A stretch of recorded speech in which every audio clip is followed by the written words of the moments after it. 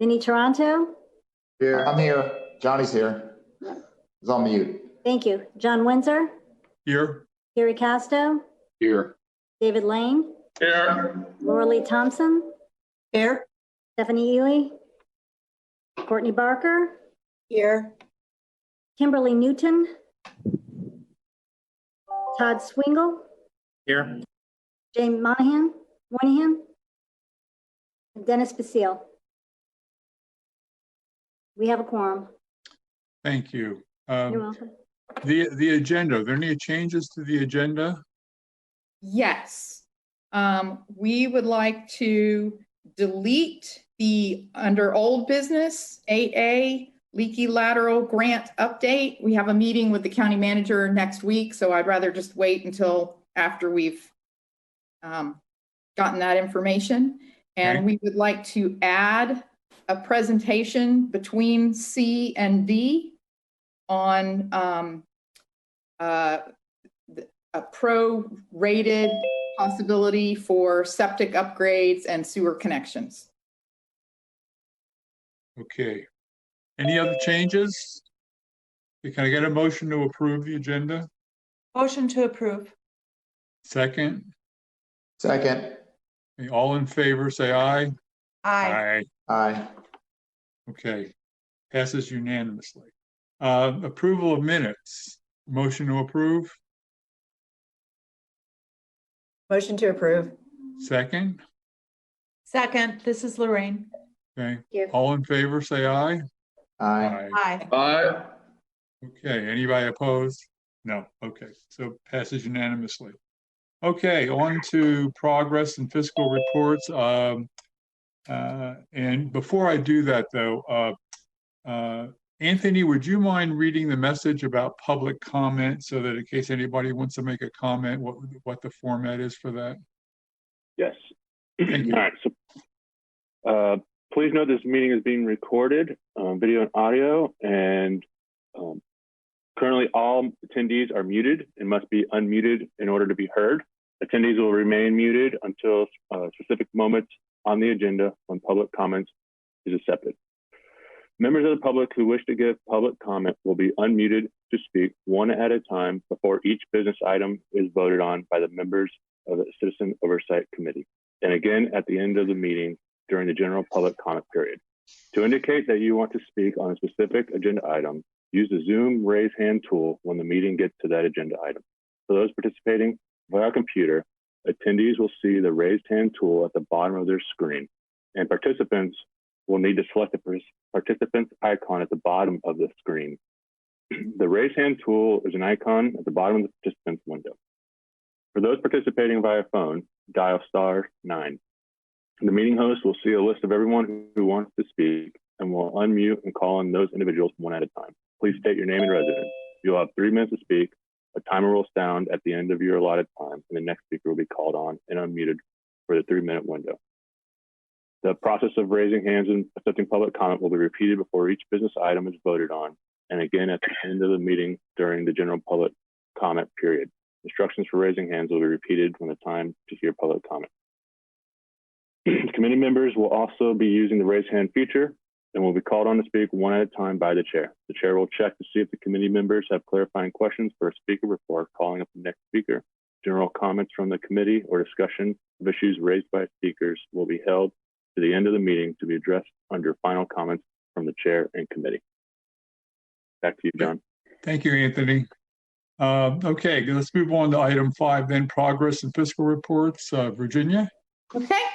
At the last meeting, I told everyone that we were working on submittals of grant applications for the IRL 25 million of grants that were due that day. We submitted about $5 million worth of grant requests for a whole list of projects that day. And then a week later, we submitted a lot of those same applications to other DEP grant programs, as well as a number of additional grant applications that were eligible for those different programs that weren't eligible for the IRL grant programs. On the fertilizer signage, we sent compliance letters back out to the 6 folks who had not posted their signs appropriately during the first check. The Basin 51 stormwater treatment project broke ground on September 9th, and we expect that to be finishing up in the next week or so. Rockledge A, this muck removal project, that field data collection is complete, and so we're waiting on those deliverables to feed into the permit application process. Cocoa Beach Golf Muck project. Cocoa Beach, City of Cocoa Beach has been leading the charge, selecting a consultant to design that project. And so they've been going through their RFQ process. The lead consulting engineers were invited in to give interviews on September 9th. There was a selection committee meeting earlier this week. And so we're hoping that the City of Cocoa Beach will make a decision and award that design work at their next city council meeting. Brevard Zoo has distributed oyster spat to gardeners from a successful spawn done by Harbor Branch Oceanographic Institute. The University of Central Florida conducted more oyster bar monitoring and had some really great results. 90% survival after 1 month at Coconut Point, and more than doubling the count of live oysters after 3 months at another site. And then some living shoreline projects have some good survival of grasses and mangroves. We completed a few more project videos, some of which will be shared with you today. And Matt Culver has removed 2 more derelict vessels from the lagoon. Sykes Creek N, septic to sewer. This is being designed now as a vacuum sewer system, which meant we had to have a piece of land for the vacuum pump, and that land has been acquired. So that's a major hurdle overcome for that project. The beaches, leaking laterals, we continue to get a few reports of repairs and reimbursement requests. So those counts are going up, and will probably go up more once we notify people about having plumbers on board, which should be soon. We had 2 plumbers submit qualifications, and so we're going through that qualification process now. Cone Road, I'll leave the details to Cindy because I'm sure we've got more than 39 properties now, now that this report's a week old. MICO, additional design work is underway for adding some gravity sections to that project. Central C has submitted its state permit application. The innovative septic drain fields, the permits, this says the permits were submitted. Those permits were actually issued, and installation started on those last 3 last week. On the septic upgrades, second notices, after the second notices of grants were sent, we now have 145 applications and have processed 3 reimbursements. Basin 1304, the construction crew showed up, they started dewatering, and then they were pulled off the job due to some COVID issues within their workforce. So once they get that resolved, they will be returning to complete that project. Johns Road and Flounder Road, we finally have the federal permits. So we're moving forward, trying to get on the schedule for in-house county construction crews. And Huntington Pond, we're looking at different design options, working with that home adjacent, actually it is the property owner of the pond. Grand Canal muck dredging, if you haven't been by there, the dredging is active again. And we've been working with the permitting agencies to shorten up or to make the federal manatee closure window match the state manatee closure window, which will give us more time in the water to get that project done sooner. So we've submitted a grant modification request, and we've had a conference call with the agencies, and we believe that will get approved shortly. Sykes Creek Phase 1. We're waiting for another round of additional information from the low bid contractor that's due at the end of this month. NASA Causeway and Titusville Railroad, both we have the field data collected and that's being analyzed.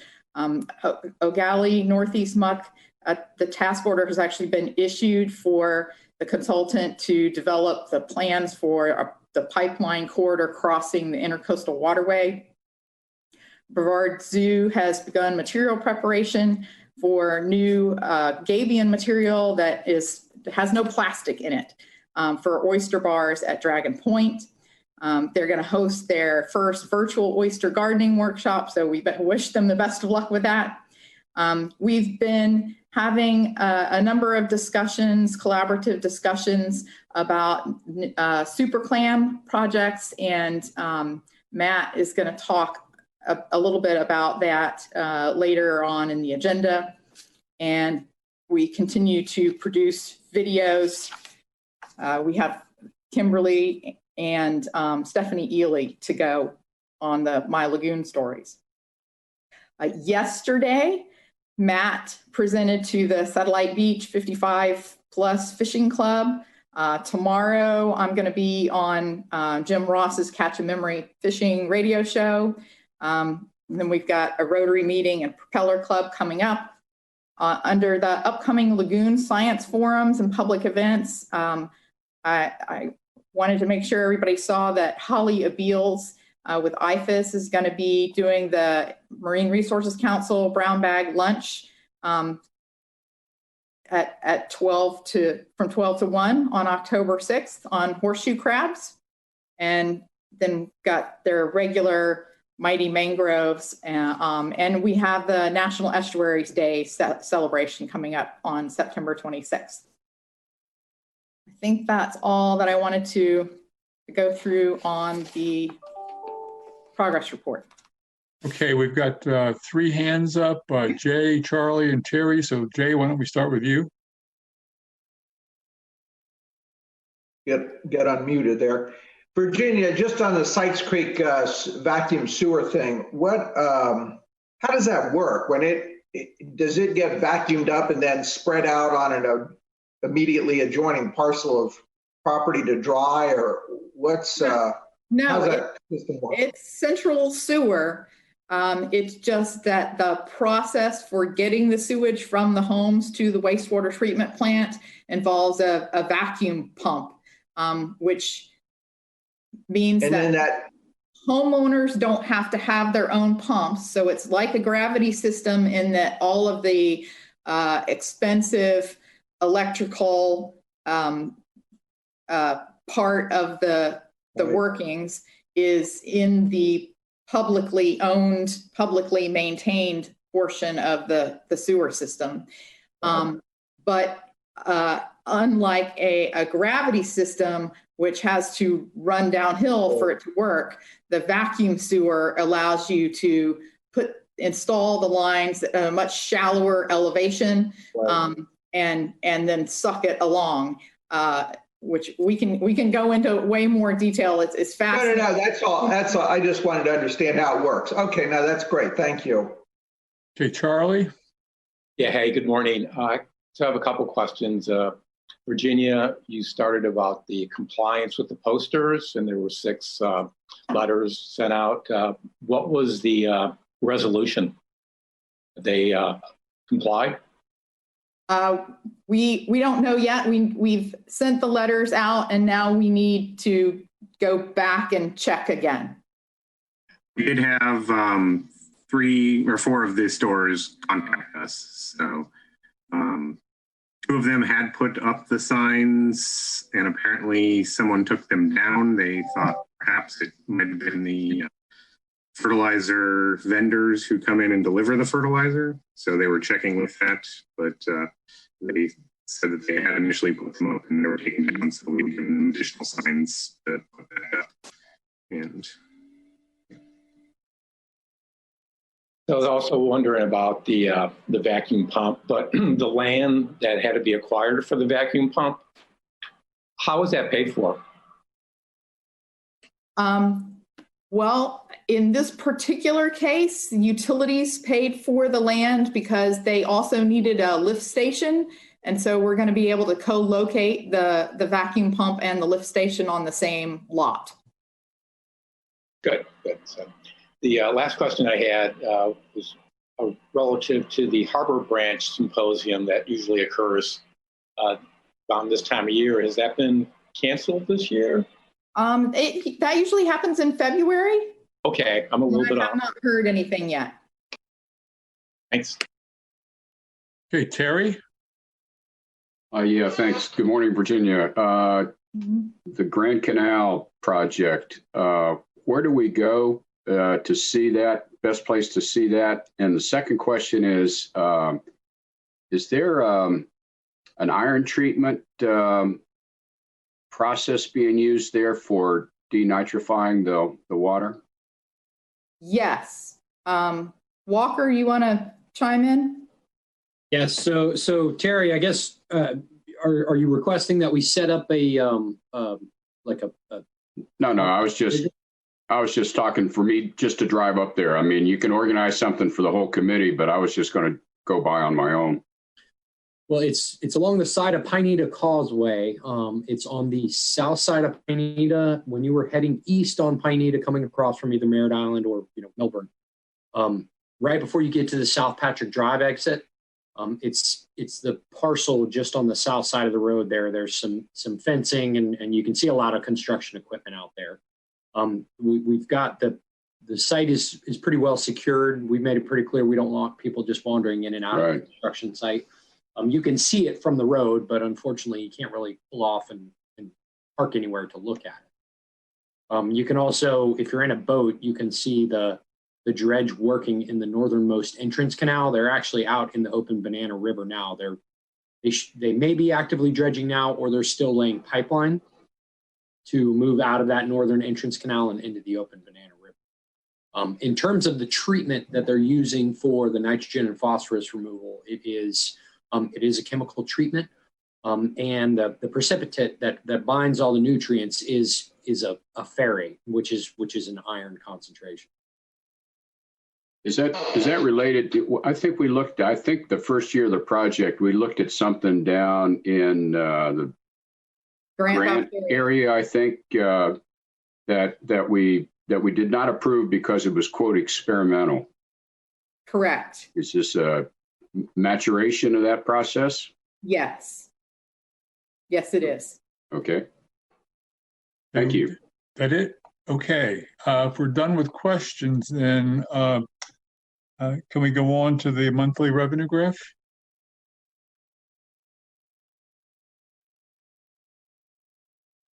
Crystal? Yes, I was just making sure there was no hands popping up. Good morning, everybody, and let me go ahead and get my share screen up.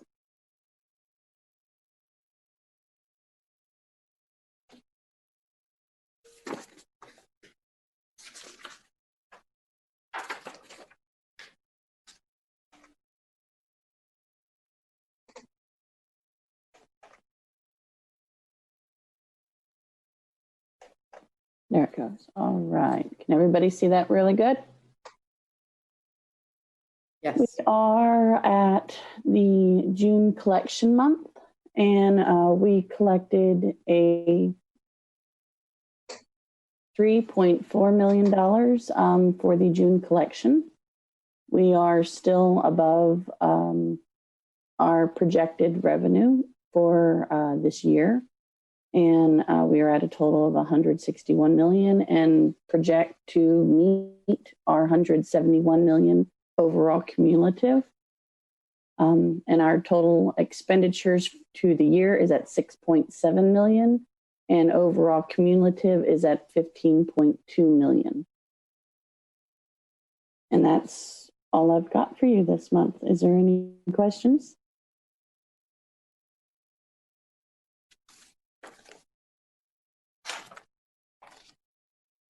All right, back to you, Dr. Wenster. Okay, I don't see any other hands, so I think you're good, Crystal. Thank you. Okay, we go on to other reports in the Merritt Island Redevelopment Agency. Virginia, you going to introduce that, or somebody going to introduce that, or are we just going right to? We can go straight to Cindy Thurman. Okay. She's been shepherding this project along and is the best person to give us an update on how it's going. Okay, thank you.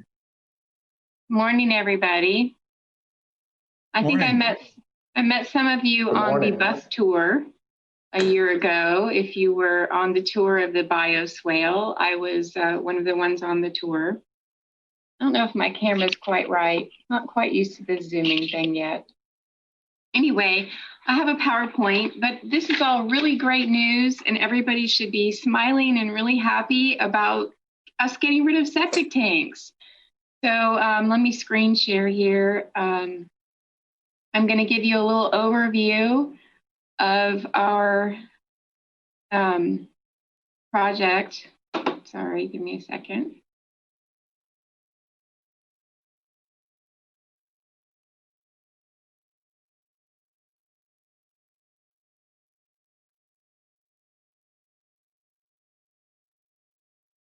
Pardon me.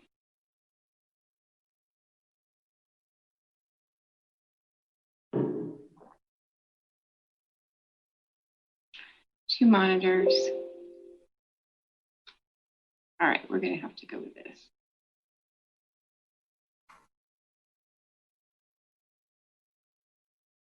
All right, here we go. Can you see that, the Cone Road project? No? Yes. Yes. You can. Okay. So can you see my mouse? Yes. Okay. So this is an overall picture here of what this whole area has been impacted by the Cone Road project. And so this area highlighted in red is the Cone Road project area. And this is where all the leaky septic tanks are and what we're getting rid of. But I wanted to give you the whole perspective of the area. We have expanded this Merritt Ridge Pond. We've created this new bioswale. This is a 3-stage treatment system now, and we're now collecting and treating stormwater and eliminating the septic tanks from this Cone Road area, which went directly right out into the Lower Sykes Creek Banana River area, which then goes out to Newfound Harbor. And if you look, this is looking south, you can see at the very, very distance there, the tip of Merritt Island and where it merges into the Indian River. So you can see the impact of this area directly into our system. This is a beautiful partnership. This project was originally envisioned many, many years ago.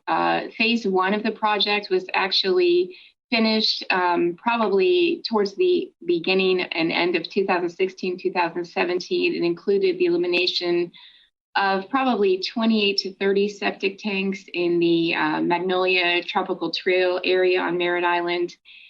Phase 2 and 3 was the big, more complicated issue. We filled an existing ditch along the north side of Cone Road, did the stormwater diversion into the Merritt Ridge Pond, bioswale construction, and the septic to sewer conversion of 60 tanks.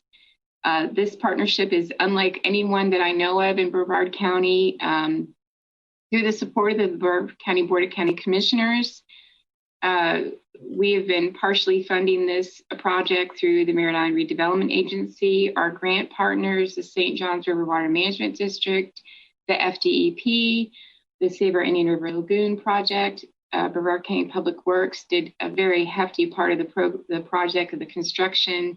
And then the implementation by the Brevard County departments has been wonderful. Natural Resources, County Finance, Brevard County Utilities, the Building Department, all the permits and inspections. And then, of course, our Florida Department of Environmental Health, those people that have to deal with our inspections on the septic systems. So here's a picture of the ugly and dangerous ditch along the north side of Cone Road.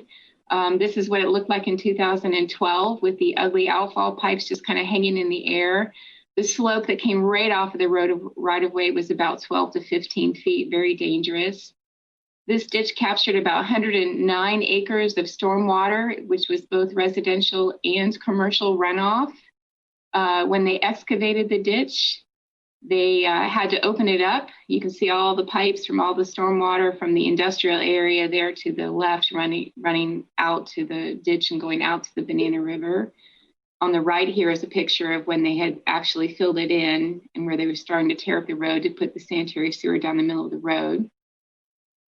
This is where they'd actually excavated all of the ditch and they had the road closed looking west. This all took place during 2019. So we kicked it off October 18th in 2018, and they finished October 2019. So from there, we went on to getting rid of our septic and sewer. You know, after we got the sewer big trunk line down the road, we knew we had to get the tanks off. So in late 2019, we knew that construction had not been delayed, which was very thankful. Thank God we did not have any hurricanes in 2019 that held up construction. So we were able to get the tanks, you know, we were ready. So we held a big open house. We got the word out. It was very well attended. We had about 56 property owners we had to get in touch with. We had about 30 people show up to our open house. It was very, very well attended. We had direct mailings. We had press releases. We did articles in the newspaper.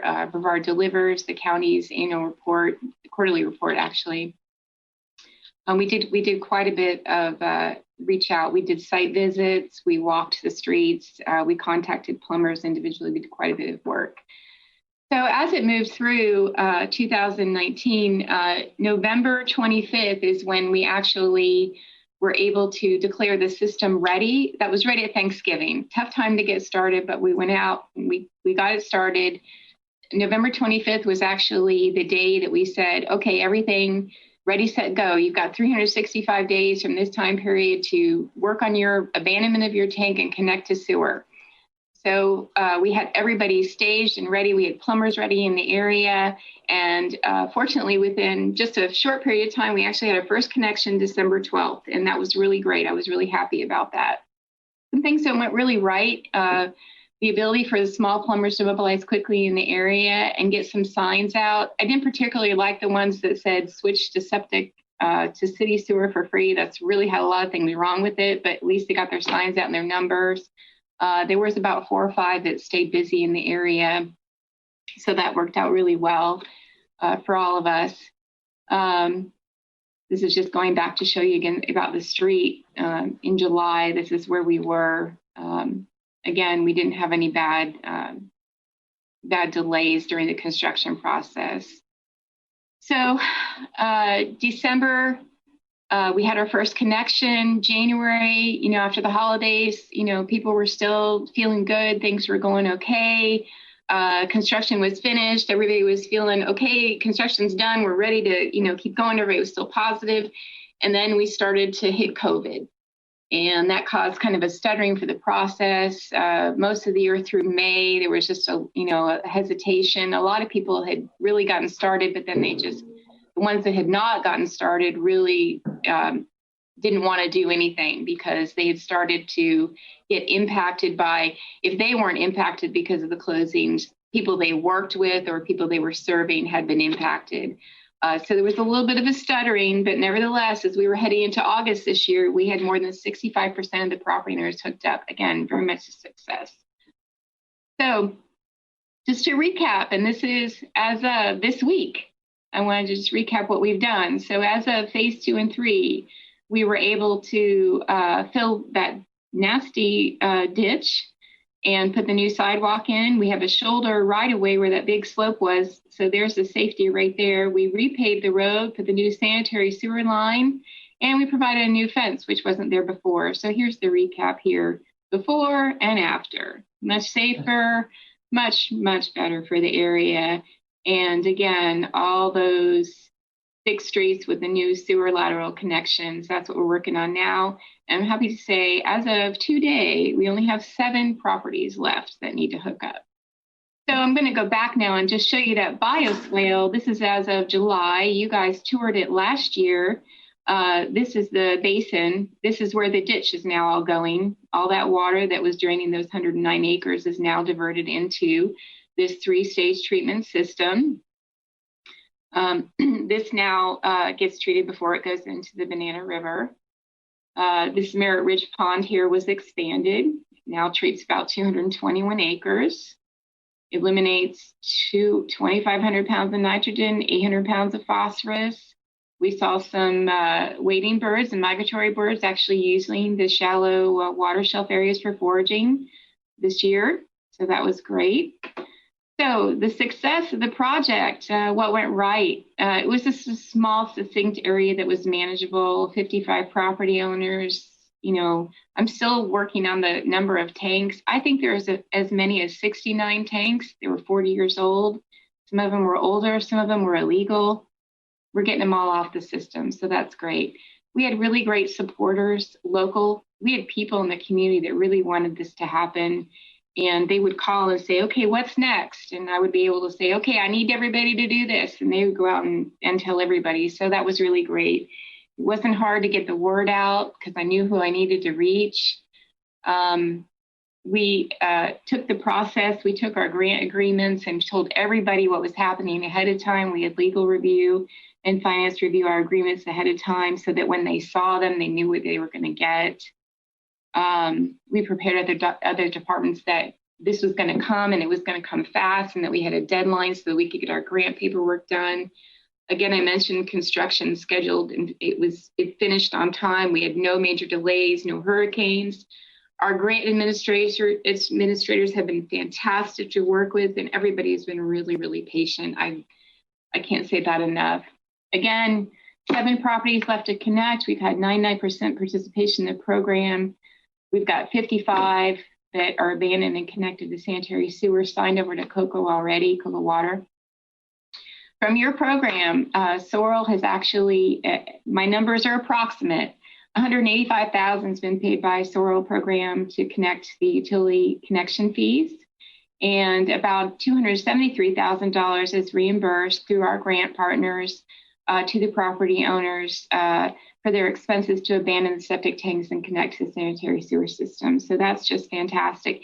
And the program has been so successful with so much participation that our grant partners have graciously extended our deadlines through the calendar year so we can get those 7 and get the rest of the people connected.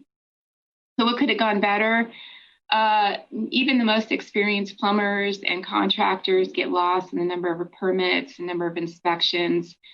So even despite our best efforts with checklists and different requirements and a lot of hand-holding, there were some missed inspections, and so there was a little bit of delays.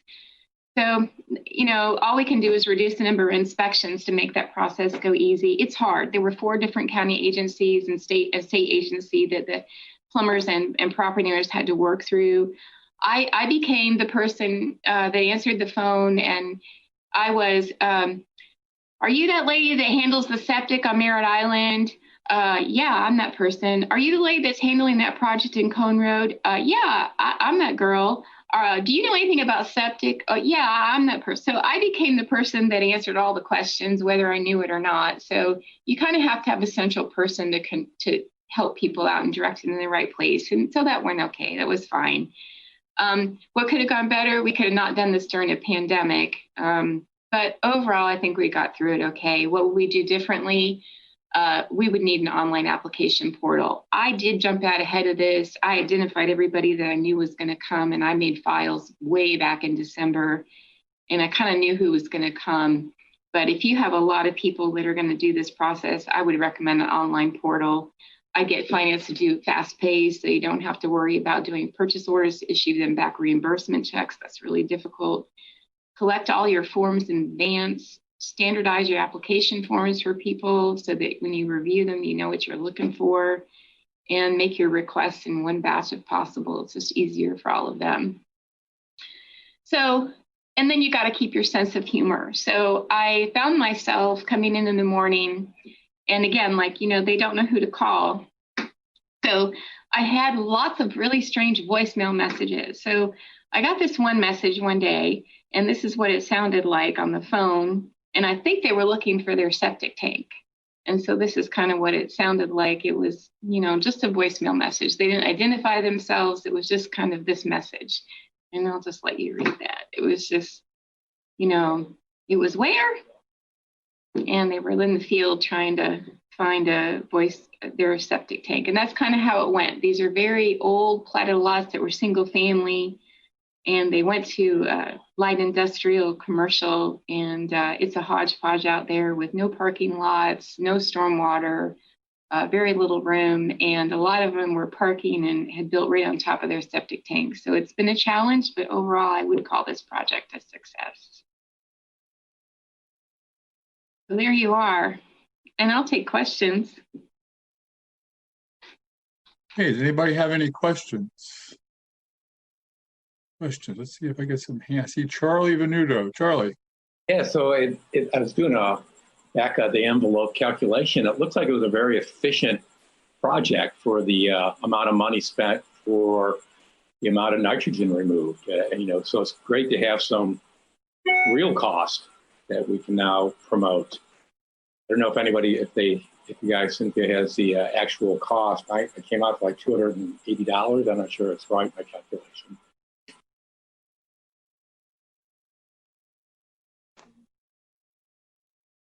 Cindy, did you want to respond to that? What was the question? I'm sorry. It was actually, so the question was did you calculate the actual cost per pound of nitrogen removal? Because it looked like it was very efficient. It is very efficient. I did not calculate that cost. What I did calculate was that the impact fee for that's all I've been able to do is I've been given a list from utilities what the impact fee was. And so that impact fee is where that money has come from. That's what the SORO money has paid for. So whatever that impact fee is that they've calculated, I assume that has some sort of science behind it. And that's where that's calculated in. So that you'd have to apply your science to that. Unfortunately, I don't know what that is. I just know what the fees are that they've applied, that they've given me, and that what SORO was able to pay for. Okay. But everything that I'm aware of was very overestimated compared to what's come in as cost. Okay. Laura Lee? Good project. It was nice. What an incredible project, Cindy. You guys have done an amazing job. And I saw your list of wildlife, and that's only going to grow as the plants mature along the shoreline. And, the fact that you have this gym in the middle of all of that sea of humanity on Merritt Island, that is going to become a magnet for wildlife. And what's going to happen is as you get the vegetation gets higher along the shoreline and it starts spreading out into the pond, you're going to have nesting waterfowl. And so it really disturbs me to see herbicides sprayed on the vegetation around the shorelines of these wonderful magnets that we create for wildlife. We bring the wildlife in and then we poison them. What's your plan for controlling the shoreline vegetation there? Are you going to use herbicides, or you're going to form a Friends of the Stormwater Park to help control it by hand? What's your plan? Cindy, I think I probably ought to take that one unless you. Yes, ma'am. Okay. So Laura Lee, I know that we've heard this concern with a number of parks and other county facilities. We really have to look at all the different uses and permit requirements for each specific site.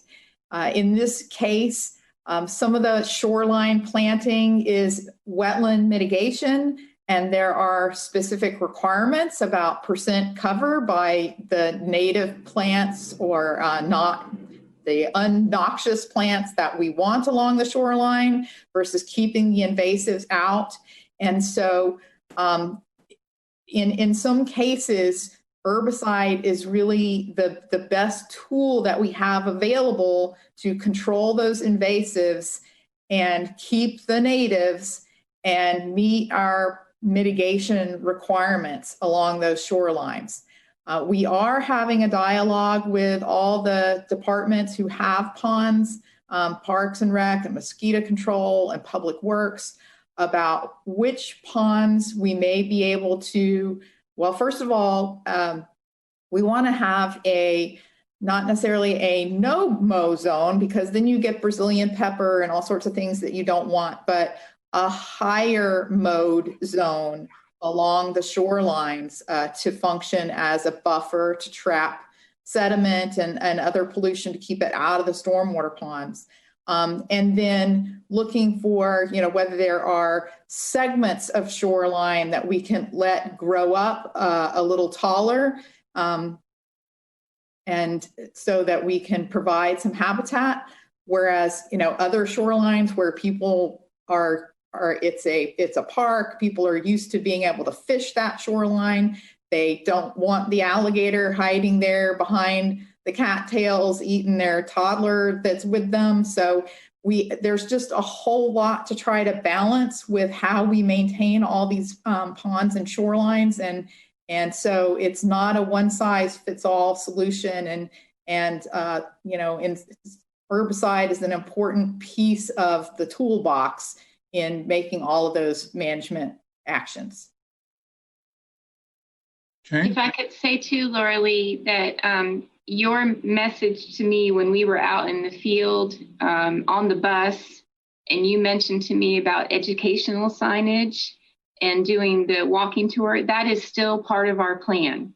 So we will work together with doing that and managing that area. We just haven't gotten there yet, but that is still part of our plan to do some educational and do some sort of educational feature for that bioswale as part of an educational recreational feature also of the Veterans Memorial Park, which is right there. So we're working on the phase 2 improvements for Veterans Memorial. We'll work that in as the parking lot for that Veterans Memorial matches up to the bioswale for access. So that hasn't been lost on me. We're still going to work on that. I remember that you talked about that.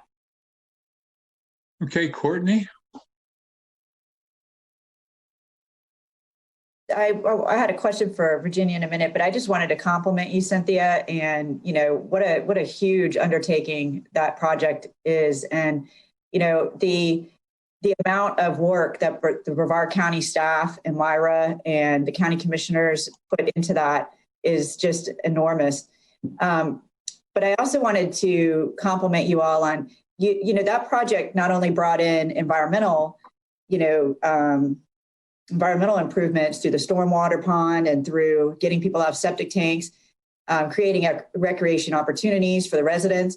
But also you added in transportation too, because you basically turned a road that was completely unusable by pedestrians and put a nice new sidewalk in, increased the aesthetic area for the residents around there, put in the nice fence. I mean, what an incredible accomplishment. So I just wanted to thank you all for your work, and you guys did an incredible job. I really liked your last slide where you're talking about what could we do better, and that brought up something that I know Virginia has been trying to do with the portal, right, Virginia, with the septic to sewer, because that we got comments on that by residents who were doing it on their own, having a hard time figuring out what to do. Can you talk a little bit about your efforts with that and trying to get that made easier for people? I might defer to Matt or Anthony, who are dealing with this on a day-to-day basis, but we do have all of those forms available online, and yet we still get many phone calls. So Matt, do you want to add anything now, or I know you've got more in your PowerPoint. Yeah. What was the question? Well, we were just talking about, the idea of making the permitting process and the whole process easier, because we've gotten those comments before, not just from people who are actually going through a huge county initiative, but people who are just trying to hook up their sewer on their own. I know Virginia was talking about trying to make that a little bit easier for people. So I just wanted you guys to kind of go over what you've been trying to get done in that respect. Yeah, we've got to meet the finances protocol for getting everything in order. doing it right, so we're not just, throwing money out there. We don't want people, frauding, trying to get all their pretty plants replaced, and they're, having a new driveway, a paver driveway put in when they had concrete before. So we kind of have to scrutinize each one. Each one is kind of like a mini contract that we've got to, real pay attention to, and then deliver that to finance, and then let them do their magic to get these people paid back. So we're hoping to, like Cynthia, we talked to Cynthia last month about this, and she suggested having an online portal where people can go online and just fill everything in, and that would make it quicker. And Department of Health has been very patient with us througirgendwie this, because it's more work for them, and they've been super communicative and helping us get these through. So. But yeah, Courtney, that's just, there's a lot involved between the application process and then getting plumbers involved and then setting up the inspections. And depending on, where the activity is taking place, you have utilities inspections, you have the Department of Health inspections. If you're in the roadway, you've got right-of-way inspections, and so there are a lot of steps, and so I think what Cindy has been incredibly busy just dedicating herself to is helping people with, okay, well, what step have you finished? All right, here's the next step, and here's how you do that, and it's so many steps that if you provide it all in, one like checklist, whatever, it just goes on too long. It's overwhelming. And so it seems to really just require this step-by-step hand-holding. So, we can do our best to provide everything up front, but I think it's still going to require, that personal touch of helping, coming to where people are in the process and helping them with the next step. Basically an ambassador for every application. Yeah. So. Okay, and if that's there, David Lane, you've got a question? Yeah, hi, Cynthia. Thank you for the presentation. I just wanted to ask if you're familiar with how the ponds are managing this summer's rainfall. Has there had to been outflow into the lagoon, or is it holding all of the rainfall, or what's happening there? Everything that I know of is functioning well. The issues that we have had are from everything that was designed to capture all the water has been functioning well. There has not been anything that has not been designed not work well. The issues that we have had are at Cone and Courtney. There was a lot of water that was popping off from Courtney into the ditch and then going out to Banana River. So this agency is working now on a project to fix what's on Courtney that is now backing up, that was previously overflowing into Cone. It was never meant to flow into that ditch originally. So now we're going to work on a stormwater project to fix that. It's never ending on the island. So we're going to work on that. And that will also fix a residential area that has flooding. So we're, it's just a matter of going in and working in the areas and fix them. The island has a stormwater issue. That's partly why it's not just septic, you all know this, but the island gets washed into the rivers and we have no good stormwater management. So that's partly, that was a big part of this issue. And so, everything's functioning well. The ponds are functioning well. The second monitoring report for the Byers swale talked about we lost a couple of the mats. They shifted around during some weather, and we had some cord grass do well. The oxide didn't do well, but other than that, everything's been functioning very well. Okay, one last question, Laura Lee Thompson.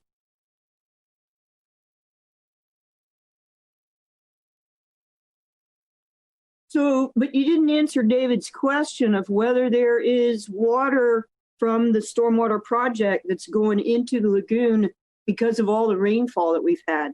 And I know at the chain of lakes in Titusville, they've had to let a lot of water out of the chain of lakes into that wetland that's next to it, and then it goes under the railroad track through the culverts and into the lagoon. So is your stormwater system large enough to contain all the water that's being collected?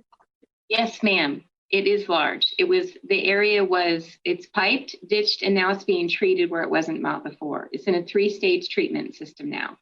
The third pond does discharge back, it does overflow back into the ditch, but it overflows treated water back into the ditch. So the lagoon used to receive that fresh water. It's still receiving that fresh water, but it's cleaned up through this whole treatment train. And if you saw in Cindy's pictures, in that first pond, we also have those floating wetlands that are providing additional nutrient removal. So there's a lot of treatment going on in that treatment train before the water overflows. I don't know, Cindy, is Bus and Mayor collecting water samples coming over the overflow? Are we looking at the treatment? I have not seen that report. If they are doing the outfall if they have doing the testing of the outfall. I've only been looking at the monitoring reports to the bioswale at this point. Okay, I think we're done with questions there. Cindy, thank you very much. It was a great presentation. You're welcome. Okay, now we'll move on to our next item, 6B, Plumber request for qualifications update. And I think, Matt, you're going to take that? Yeah, I'm going to share my screen here.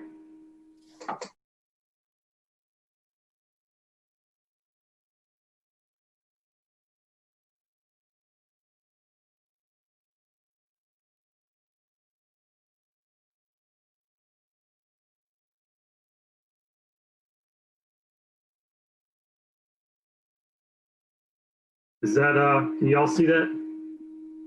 Yes, sir. You're in the side-by-side slide view. Can you go to the, I think it's in display settings.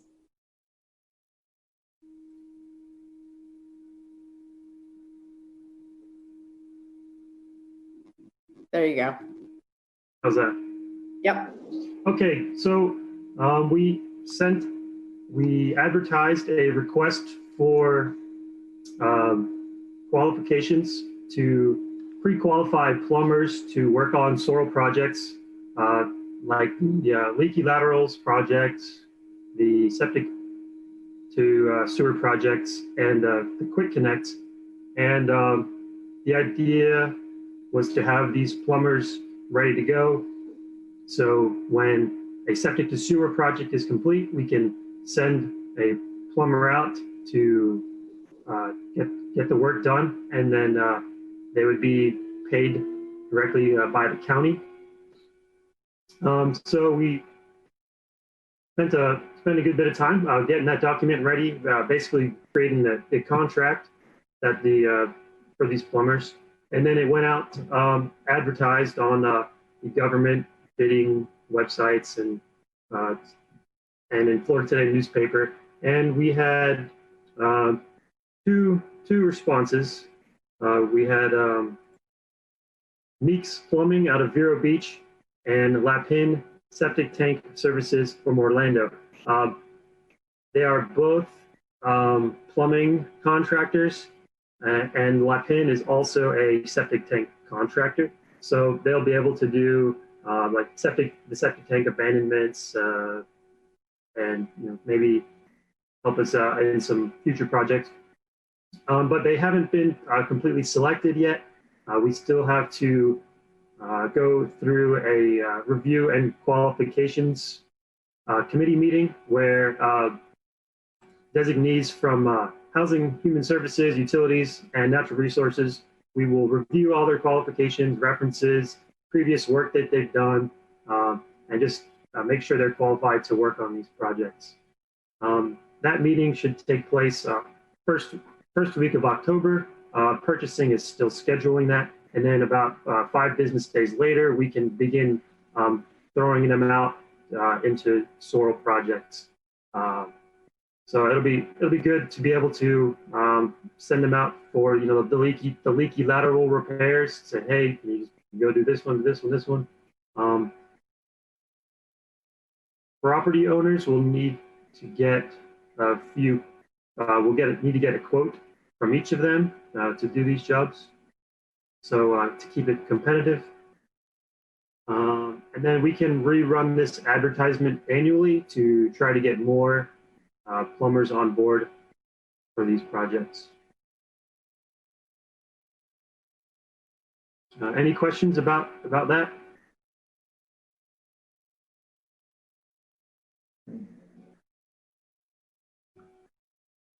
Yeah, Matt, any insight into why we didn't have more responses from local plumbers? Is it, what do you think's going on there?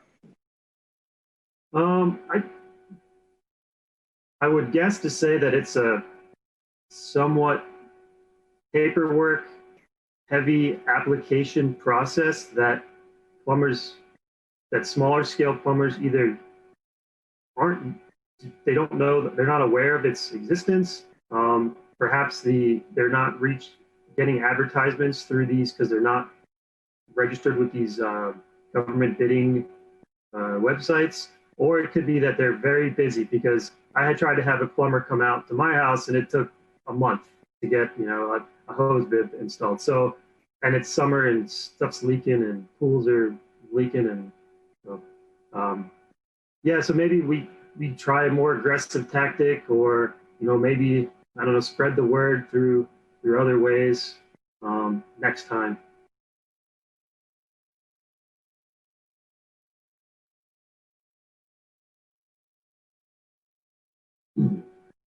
So if there's no more questions, I'll move on to the next section. And that is clams. SOAR wants you to plant clams in the Indian River Lagoon. So we are working on a couple exciting clam restoration projects. And one of these, the first is the restoration of clam populations in Brevard County for water quality benefits. This would be a partnership between University of Florida Whitney Lab. This is the super clam guys that we've heard from before.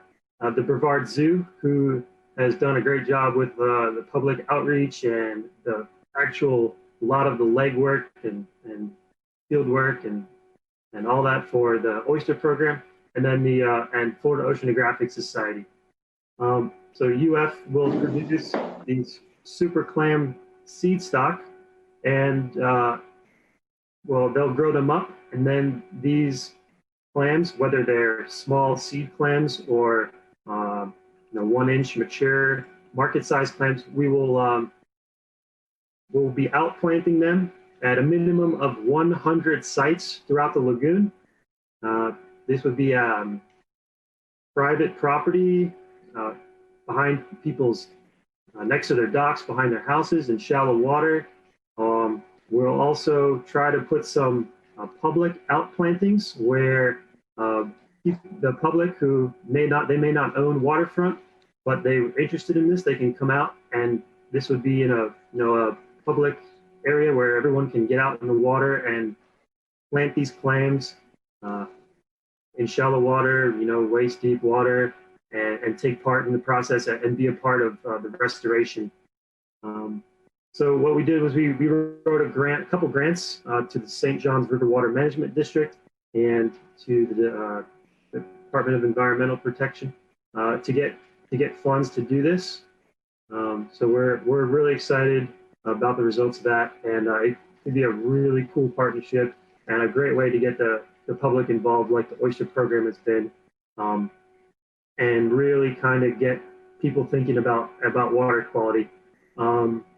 We'd like to do 100 of these up and down the lagoon. So, North Lagoon, Central Lagoon, farther, down south near Sebastian. And we've got interested homeowners already, which is really cool. People seem to be really responsive and excited about clams, but, who wouldn't be?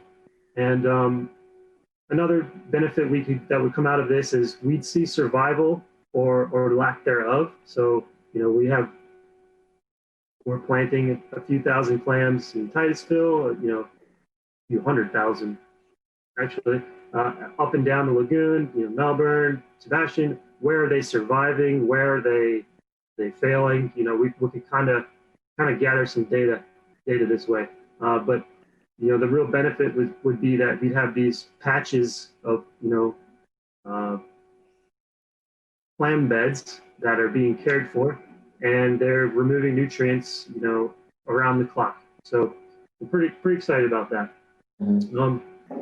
Another possible clam project we'd like to look at is an aquaculture stimulus project. This would be a $60,000, just a pilot project to start, to kind of give back and sponsor 10 Brevard County clam farmers who would apply for this program. And this would be a grant to licensed farmers to plant up to 500,000 clams on their lease. And we would provide money for the seed and money to offset some of the license and lease material costs. So these clams remove nitrogen. That's what they do. They eat plankton and they remove nitrogen. So the cost per pound is really nice when you look at it, $60 per pound. And in a time where we're on some shaky economic ground, this would kind of create small businesses and boost small business spending and earning in the county. And it also, again, it kind of brings awareness to water quality and the aquaculture industry in Brevard that could really thrive, especially as we work to clean up the water. So I'm just going to I know some of us aren't familiar with aquaculture in Brevard. When I first heard about it, I said, no, there's no way there's people farming in Brevard, but there really are. Here's some of the leases that are available in the county in areas that are open to consumption. This is down by Sebastian, it's called Body F, and all the yellow ones, all the yellow parcels, those are 5-acre lease parcels that are available. So there's only one that you can see there, and then this one on the east side is a perpetuity lease that's managed by a gentleman that he had that lease established by himself. But all those other ones are available for farmers to jump in. Here's that same area. Just going to show you what these look like from a bird's eye view. We'll zoom in here real quick, and then we'll zoom in again. Those streaks of black are actually 50-foot long nets with thousands of clams beneath them. That's pretty cool. This is that map again. The yellow squares at the top are where I just showed you, and then here's down here south of Sebastian Inlet, not in Brevard County, Indian River County, but there are a bunch of leases down there. These are approximately 2-acre leases. And then the other area in Brevard County where we're seeing where there are leases available are up in Titusville, up by Black Point.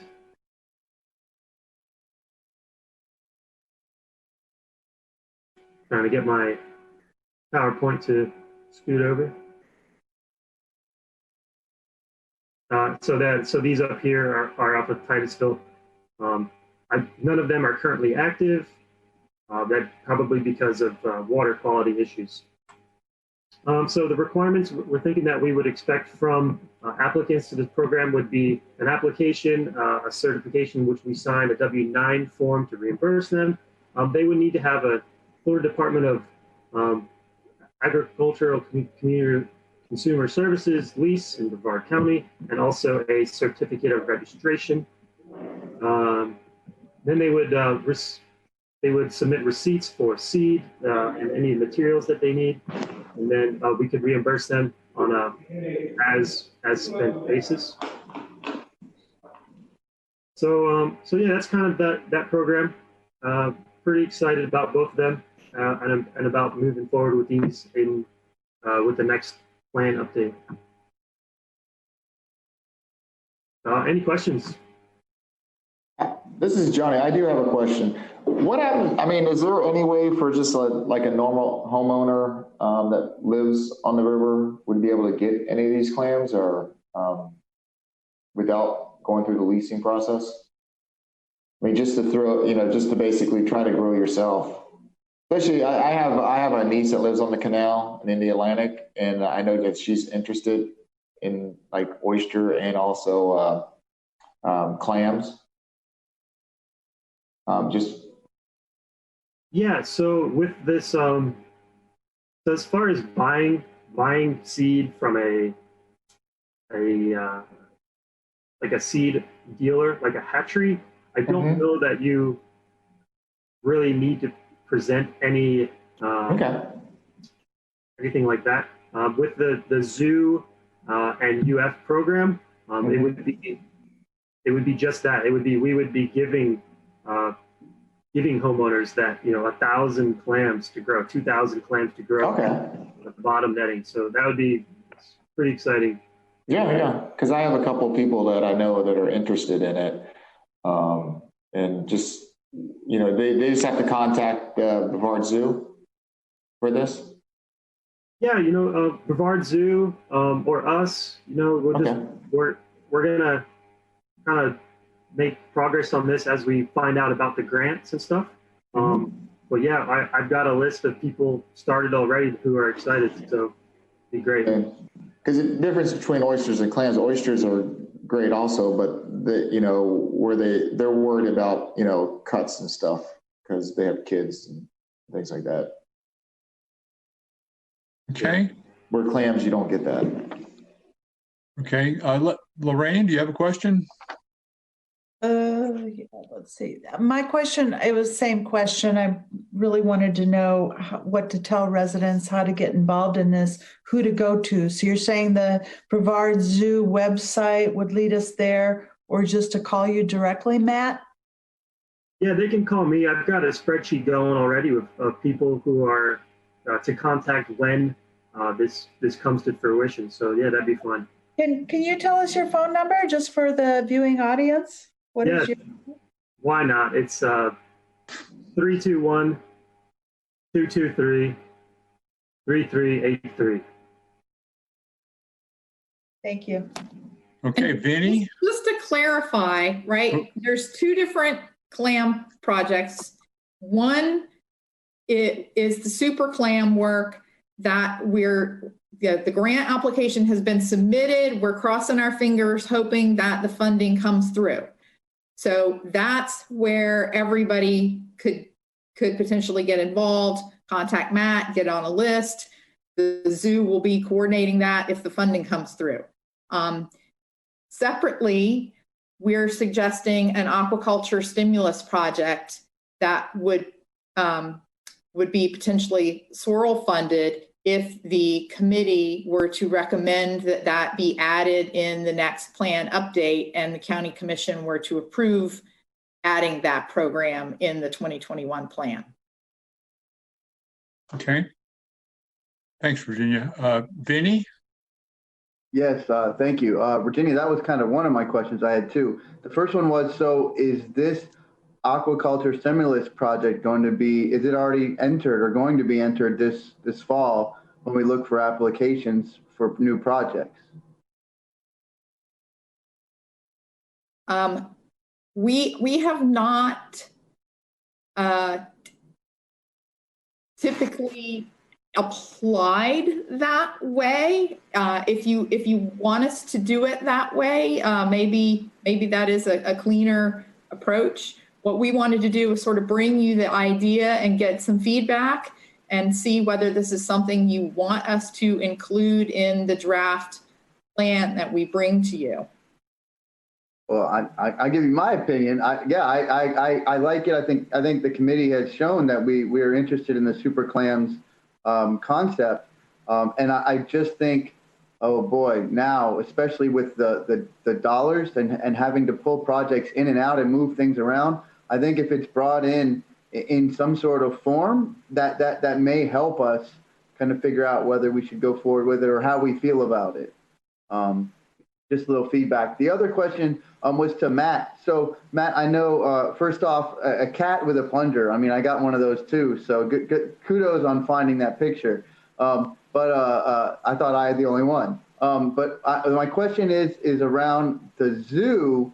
And so they've got their oyster project where they lay down their oysters in their bags. And I know you're not at the zoo, but my question was, has there been any talk or thought about combining those projects when they go out into the lagoon to lay down those bags to then do some clam beds? And can you do that? Like is that detrimental to the oysters or to the clams? I'm just trying to think of trying to find ways to be more efficient with our actions and combining those together. Yeah, definitely.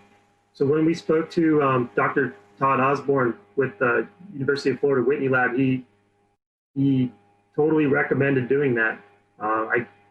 And also incorporating seagrass transplants when the time comes to those same areas, because they all kind of are interdependent. You have these clams doing well near oysters, doing well near seagrass, and that whole system kind of working together. Clams need flow just like oysters do, so you wouldn't want to block the flow of water. You wouldn't want to try to protect the clams with a rack of oysters just because it would block the flow. But clams are low to the ground, so they're not blocking flow to oysters. You could have this multi-level kind of habitat restoration from the shoreline out, and clams are kind of that farthest out part of it. But yeah, definitely. And we could utilize the same homeowners who have these reefs out in front of their houses, or public areas where we already have the oysters that are accessible. You can do clams there. Yeah. Right. That was my thought, is we've got homeowners that are used to this and they've got areas that they're protecting. So to put in clams and seagrass.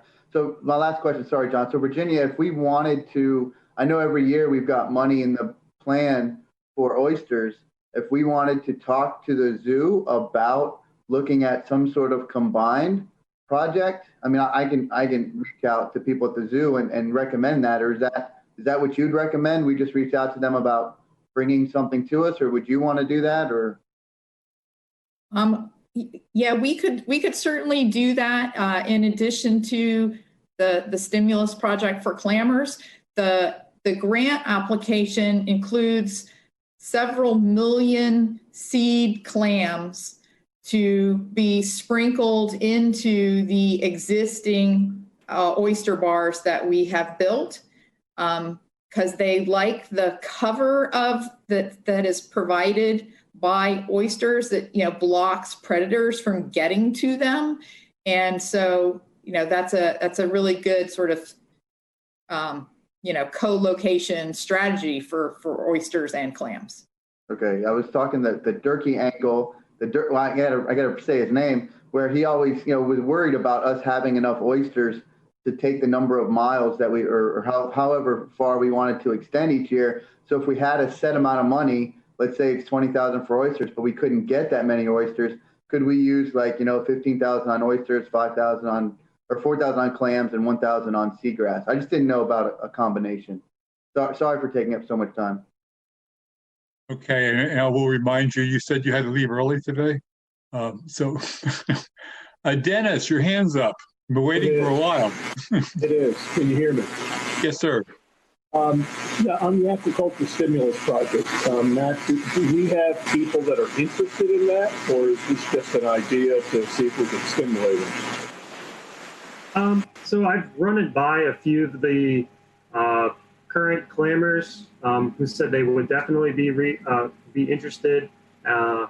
It helps them offset the risk of loss, and it helps them during this time where clam sales out of Florida were low for a while because the restaurants weren't serving, and no one just goes and gets to-go clams, So it would help them out. And then they have, friends and people they've worked with in the past that may have gotten out of clam farming that, would be interested in getting back into it.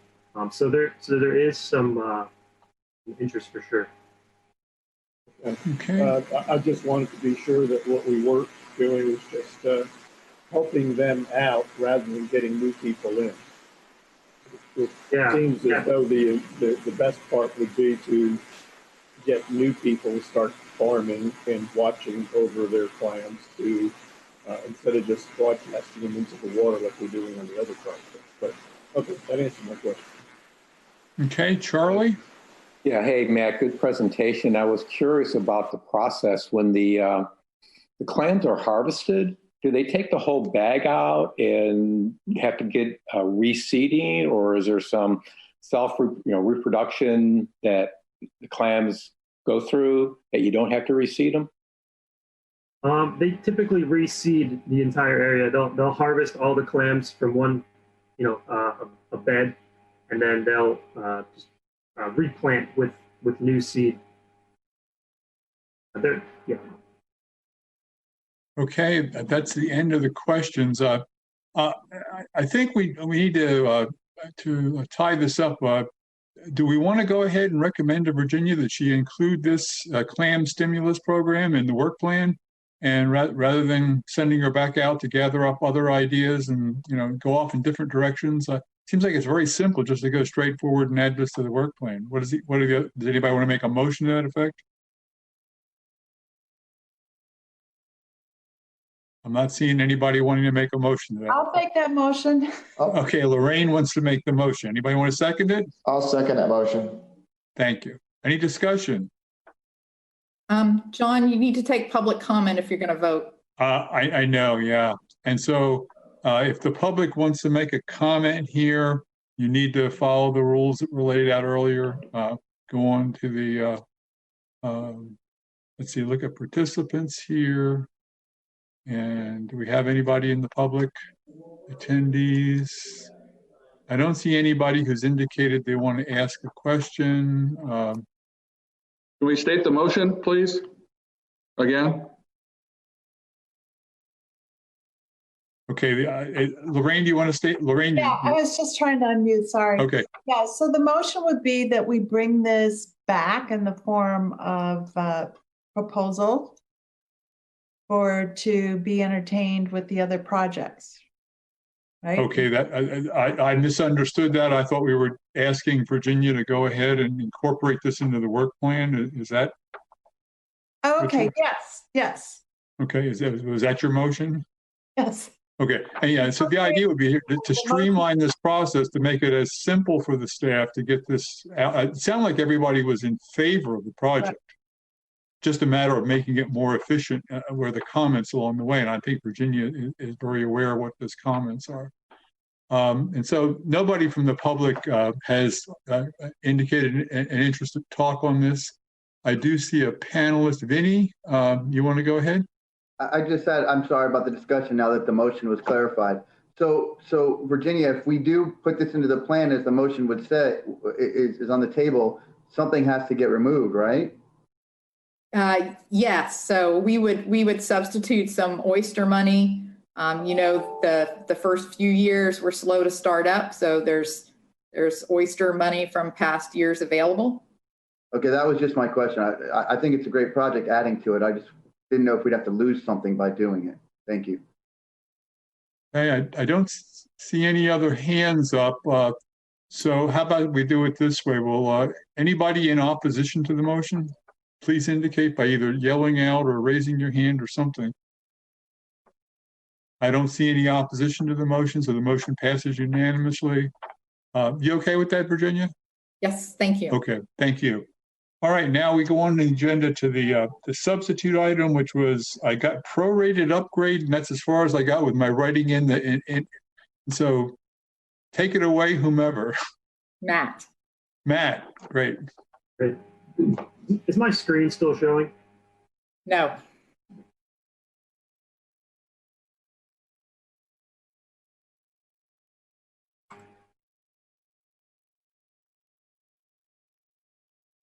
And the committee began talking about this at the last meetings. Staff has also been discussing this concept. So Matt just wants to run through some examples, try to get some better feedback from the committee about what you'd like to see.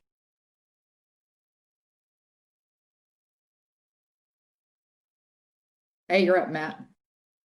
All right.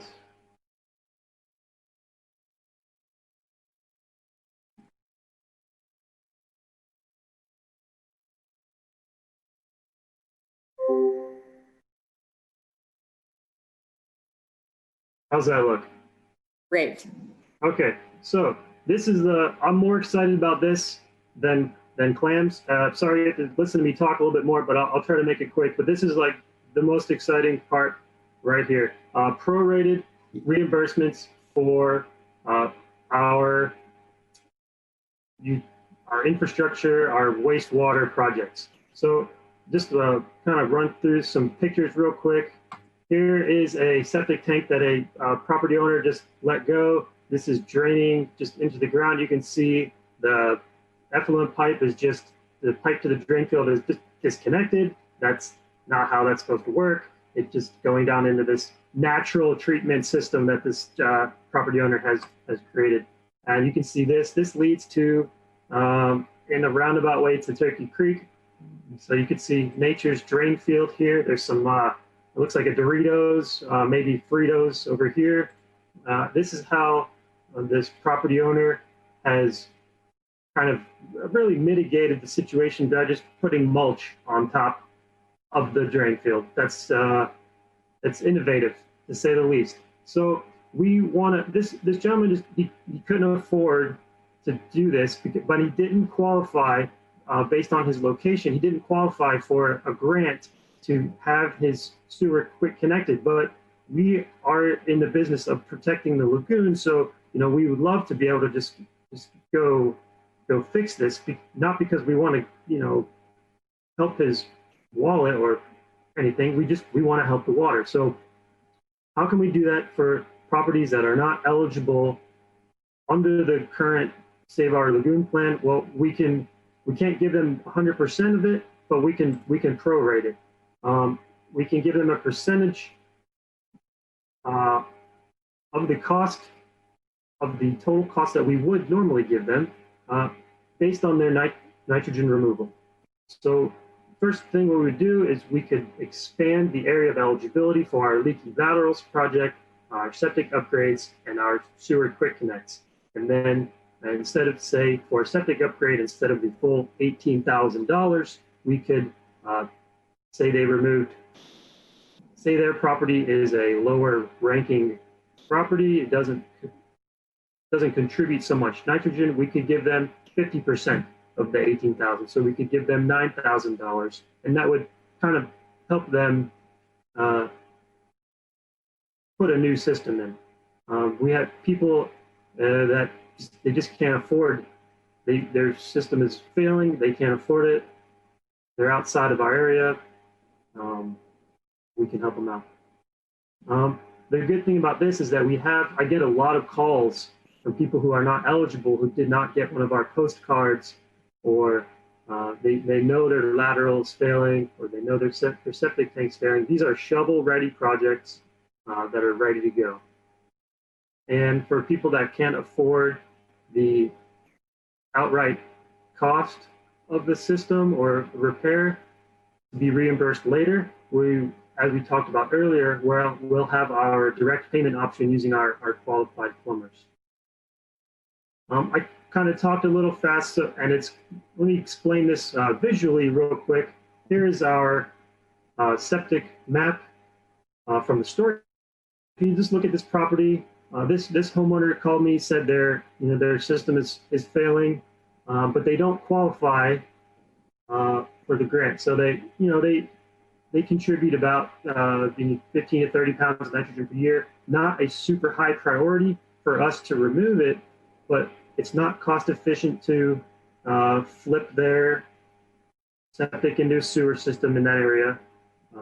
They don't qualify based on their distance to the water or some other criteria, but they contribute a lot of nitrogen. And you can see they're right on a canal. It's close to the lagoon. You know, we're in the business of protecting water quality, so we would like to see this,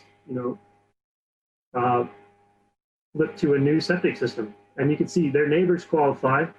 as you can see in the blue, but they don't. So they're right outside. So I get a lot of calls like that. Here's another property in Indialantic where this is one of the last homes on septic in Indialantic, Indialantic.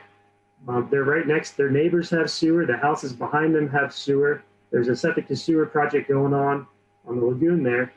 They don't theoretically contribute a lot of nitrogen to the lagoon, but hey, they're beachside. They're pretty close to the water. They called me and told me that their tank is just leaking sewage right into the ground. That's something we want to fix. We'd like to see fixed.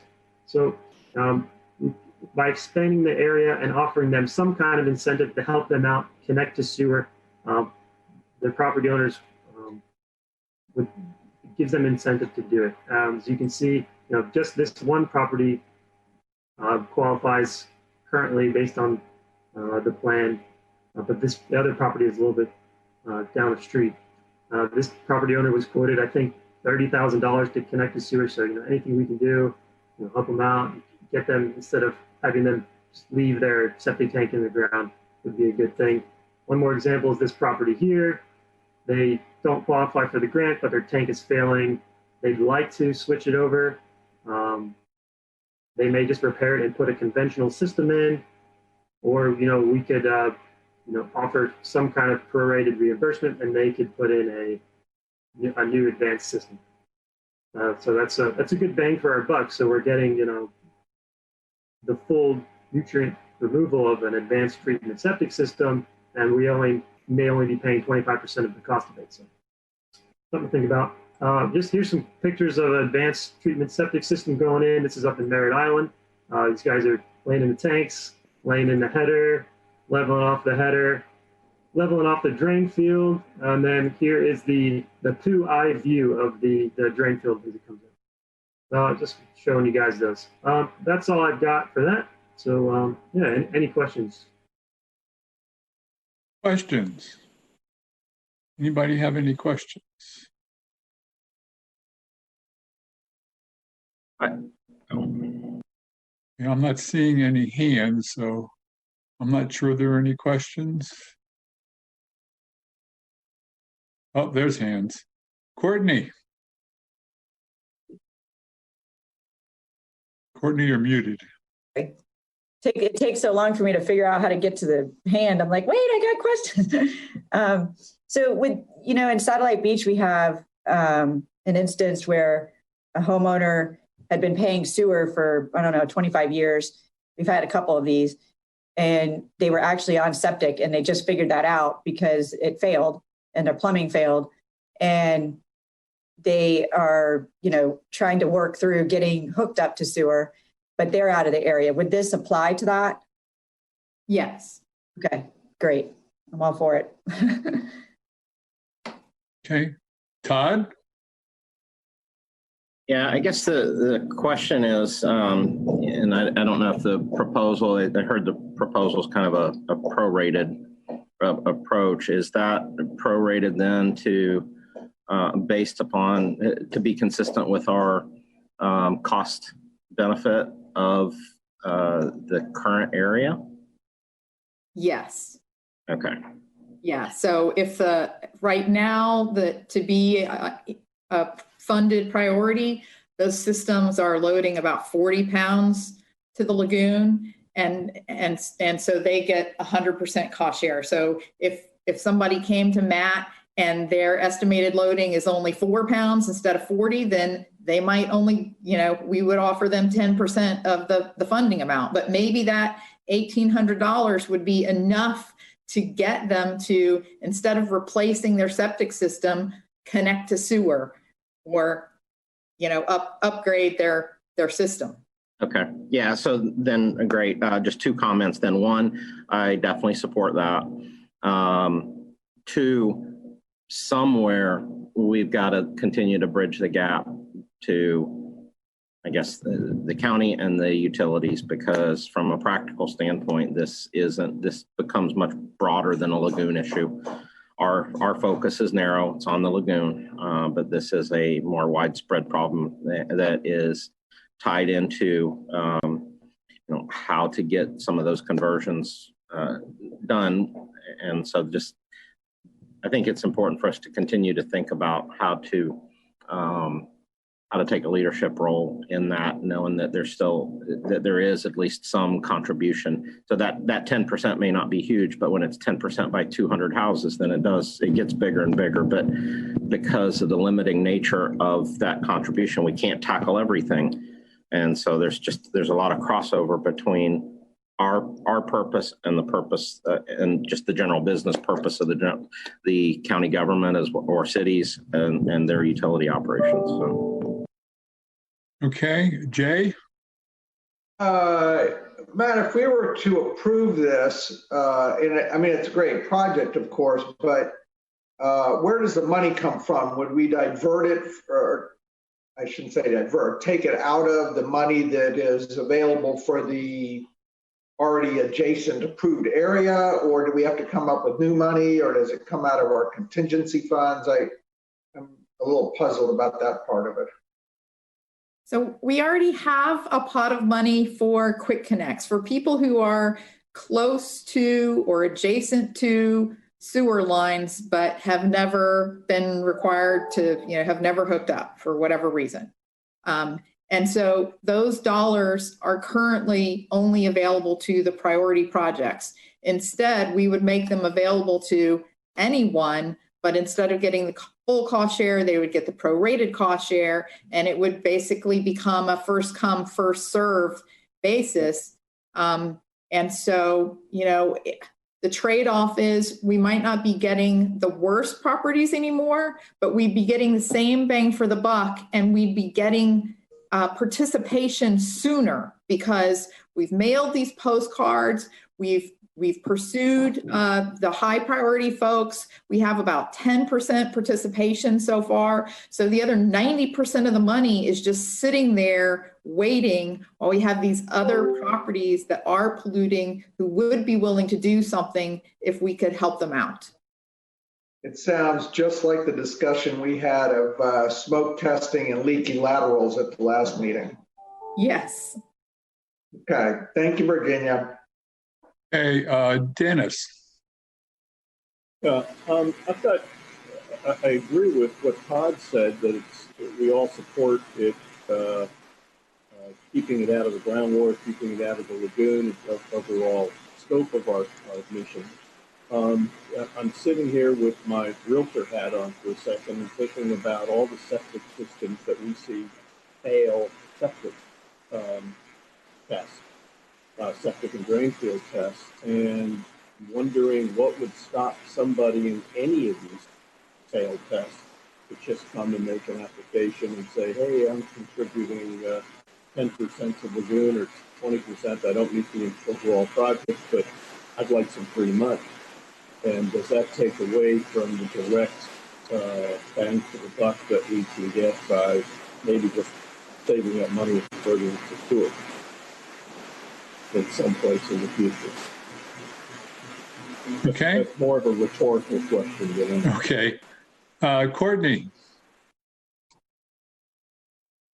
I just wanted to confirm that if you have a homeowner that the sewer is available, then we would require them to hook up to the sewer. That's correct, right? We wouldn't say, okay, you can upgrade your system if they wanted to do that, because if the sewer is available, they're required to hook up to sewer, correct? That is the rule, and I thought that the county had been pretty consistent in applying that over the decades, but then you've got a few examples in your community apparently slipped through the cracks. So I just want to make sure, like, if we were going to do this, like a homeowner, if there's sewer available, they don't have a choice. They must hook up to sewer. So I just wanted to make it clear just to the public, because when we're talking about, if they have a choice to be, to go between upgrading their system or hook up to sewer, if the sewer is available, they don't really have a choice. They must. And okay.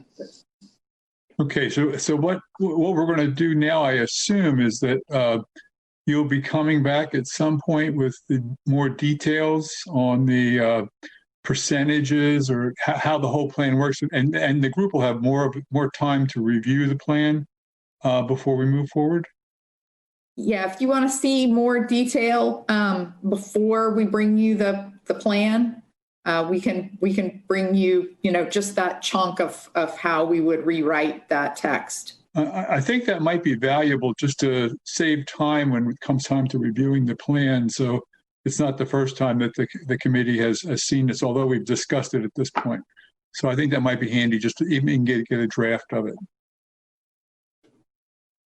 Thank you. Okay, I think if we're done with that issue, then let's go on to my story videos and project videos, D&E. So first one up we have is Dennis Basile, My Lagoon Story.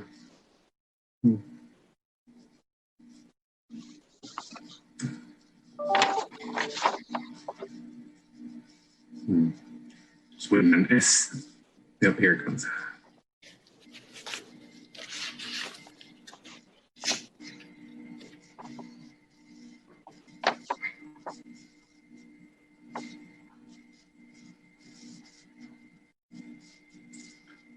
Logan, we're not getting any sound on the video.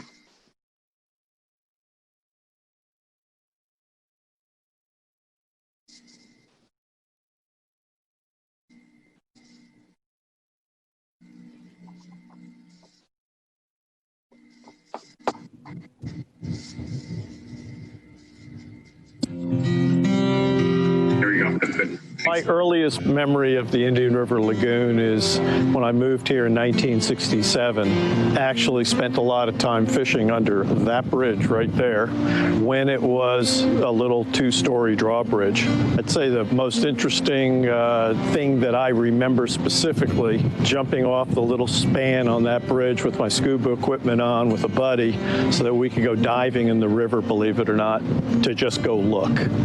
The biggest challenge for the Indian River Lagoon is that there's more than one challenge. Whether we're talking about sewer lines that are leaking, septic systems, stormwater runoff, all of those things are big problems, every one of them. And you can't ignore any of them if you're going to clean up the lagoon. And that is one of the reasons it's very exciting that we're doing 10 years worth of sales tax funding to be able to do all those things over a long period of time to actually make a difference.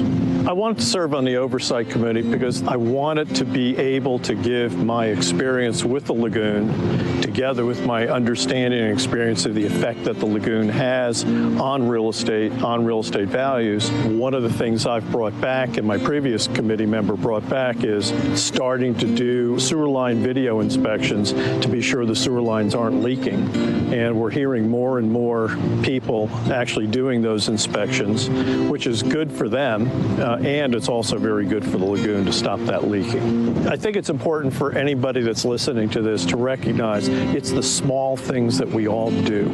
Making sure you dispose of oil properly, make sure that you do the things that you know are right to do.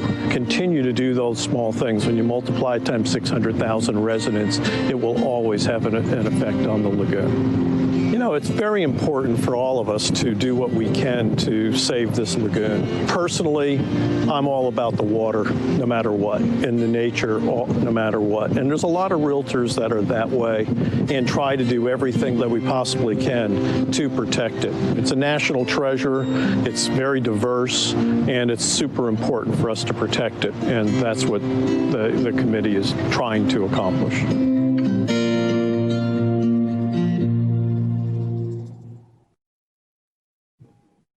Thanks, Dennis, for getting out there in that video for us. So, as I mentioned, we have 2 more to finish up, and then we'll have all the committee members' videos done, and we slowly put them out onto social media, so we don't want to bombard everyone with them all at once. I'm just spacing those out. Next, we're going to do the Living Shoreline demonstration site video. This is actually filmed about 2 years ago initially, and we couldn't get clear enough water to get pictures of the reefs in place. So we recently were able to get that with the nice clear water we had earlier in the year, and we finished up this video. My name is Jake Sender. I'm a restoration field manager with Brevard Zoo's Restore Our Shores program, and we're out here today at the Living Shoreline demonstration site. So we'll be looking at 3 different types of shorelines that different property owners may have, and showing them options that they can adapt to their property. These shorelines have a host of benefits to the property owner: improved water quality, shoreline protection, visual aesthetics, habitat provision, and food for native wildlife. Right now, we're on a natural shoreline that's armored on one side by riprap, a rocky shoreline, usually coquina boulders. But what you can do if you have a natural shoreline is take native vegetation that already lives along our shorelines and replant it. Things like red mangroves, like we have here, also black mangrove, and then farther out, you can put in an oyster reef. And these are great at breaking down wave energy to slow down the waves before they get to your shoreline and start eroding your property. So mangroves in particular, in combination with oyster reefs, are great at taking out nutrients from the system. We'll be heading down to the rocky shoreline, the riprap, to take a look at what we can do on those properties as well. We're now at the second property at the Living Shoreline demonstration site. The demonstration site is located in Indy Atlantic, Florida. Right when you get off the 192 causeway heading beachside, the property is adjacent to the causeway end, north and south. The properties included are Douglas Park, Riverside Park, both owned by the town of Indy Atlantic, and Eastminster Presbyterian Church of Indy Atlantic also donated a property for the project. What we're looking at here is riprap. It's a rocky shoreline. This is a light armoring technique where property owners will add usually coquina rocks, coquina boulders, or concrete to their shoreline to have a more hardened structure for the waves to impact.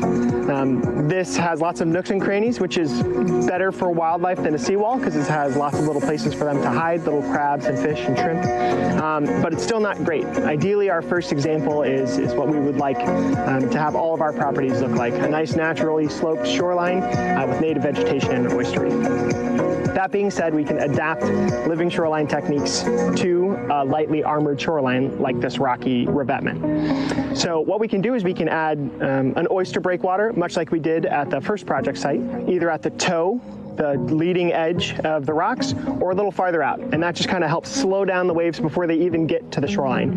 Adds to the longevity of the rocky shoreline so that you're not having to repair it after storms. It also provides more habitat, filter feeding from the oysters, better water quality. We can also pair it with native vegetation. Red mangroves are an excellent choice. They can handle being on the lower side near the water, and they can also handle being a little higher up where they'll get kind of seasonal inundation of water. And the great thing about red mangroves is those wonderful walking legs that we see, those drop roots and prop roots, will make their way into the water and help stabilize the rocks as they go.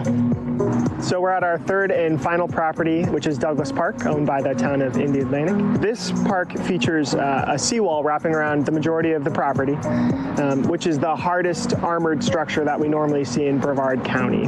Lots of properties along the Indian River Lagoon have some form of seawall or bulkhead. Douglas Park is actually an excellent test piece for living shoreline methodologies. We had Hurricane Matthew in October 2016 come through and do some pretty serious damage to the south side of the property, costing tens of thousands of dollars to repair, not even to replace the seawall, just to repair it. In the time between that hurricane and Hurricane Irma, Brevard Zoo and Brevard County were able to work with Florida Tech to do some research to look at different designs of oyster reefs in a wave tank to see what design has the best wave energy reduction. Fast forward ahead to Hurricane Irma in 2017, after these reefs were installed, and we saw no damage. These features, these living shoreline modifications that we can do to properties do have economic benefits to the property owner, in addition to improvements to the lagoon itself. There's lots of options that we have to modify different property types. Come out and see the Living Shoreline demonstration site here in Indy Atlantic.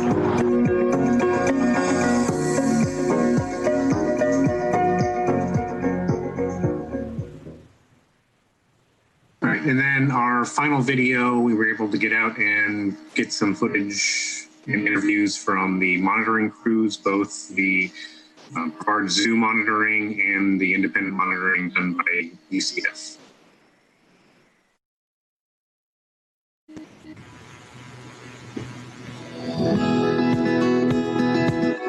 So So today we are at one of our reefs that we've built in the Indian River Lagoon, our oyster project.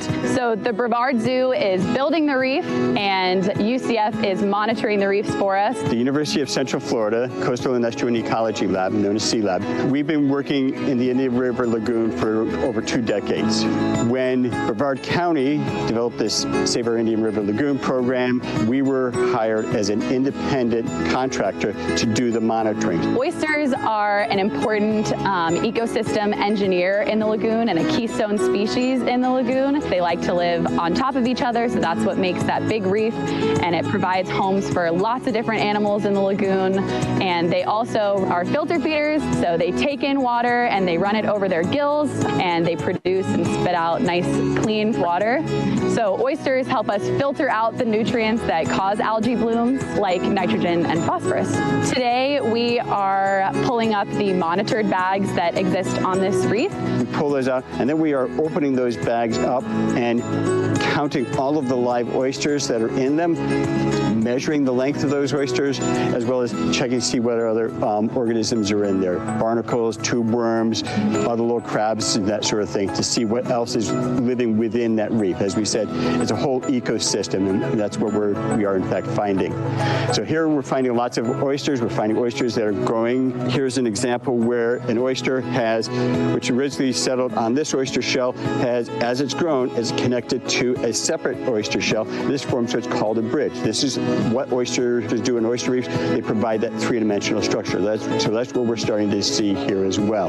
We've learned a lot over the last 6 years. We've also changed our methodologies a little bit. And now the project has evolved and we're close to over 20 different oyster reefs in Brevard County. So they don't have the larval source like we do in Mosquito Lagoon. So that's why they are having to use the garden oysters as a way to sort of jumpstart these places where they're doing reef restoration. And of course, we've seen a lot of the reefs that are near natural oyster populations, like the one here at Riverview, has a lot of oysters. So those ones are doing the best. So moving forward, as we increase the populations, we can move into areas that don't have as many oysters. So kind of making an oyster highway and increase the populations in those areas as well. So I've lived in Brevard County my whole life, and after I graduated college, I was really excited to come back to Brevard and work with the Brevard Zoo in the conservation department. It's important for us to restore the habitat that we've lost.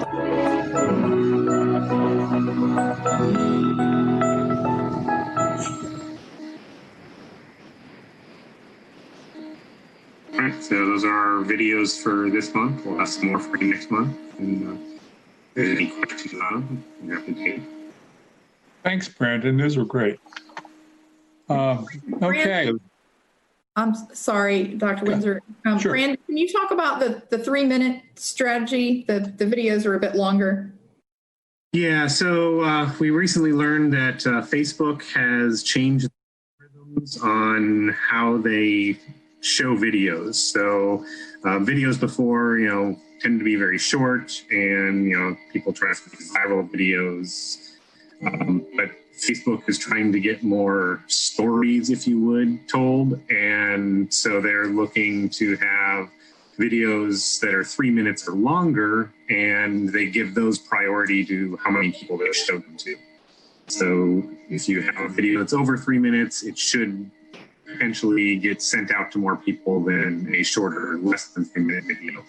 So we are sort of testing that out. We have some videos that are less than 3 minutes, at the 2:30 mark, and then a few that are just over 3 minutes. And we're seeing what the distribution ends up being with those. And we don't want them to force too long, because we've seen, just by looking at the insights, the people's attention span tends to be not very long on videos. So you want to try to find that happy medium where Facebook's showing it to enough people, but people still keep their interest in watching the whole video. Okay. Dennis, did you have a question? Some more of a comment. I just wanted to tell you that I thought the videographer did a great job. If it was the same one for all three, they did a good job with all three. Just a kind of size. We've been very comfortable with it. Yeah, we've been very happy with the production company. Okay, thank you very much. Okay, let's move on to, let's see, old business is gone, new business. Melwood Sherwood Park Stormwater Project Expansion. There's a very nice memo attached to our package that explains carefully what this is requesting. Is that going to be Terry or Virginia? Who's it's me. Terry had a conflict today. Okay. So, this is a project that is mostly included in the plan, but offers additional opportunities that are not currently in the plan. So Melbourne came to us with a proposal to implement a project that treats the stormwater not only in the basin that's in the adopted plan, but some of the stormwater coming out of the two adjacent basins. We have the ability within the plan to use contingency funds to allocate or appropriate to cover the delta cost or the delta benefit of treating that additional water from the side basins. And so if the committee would like to recommend approval of $99,708 from the contingency fund, then we can work with Melbourne to treat 3,214 pounds of nitrogen instead of the total that was previously adopted in the plan. Okay, and Jay Moynihan, you got a question, comment? Jay, you're muted.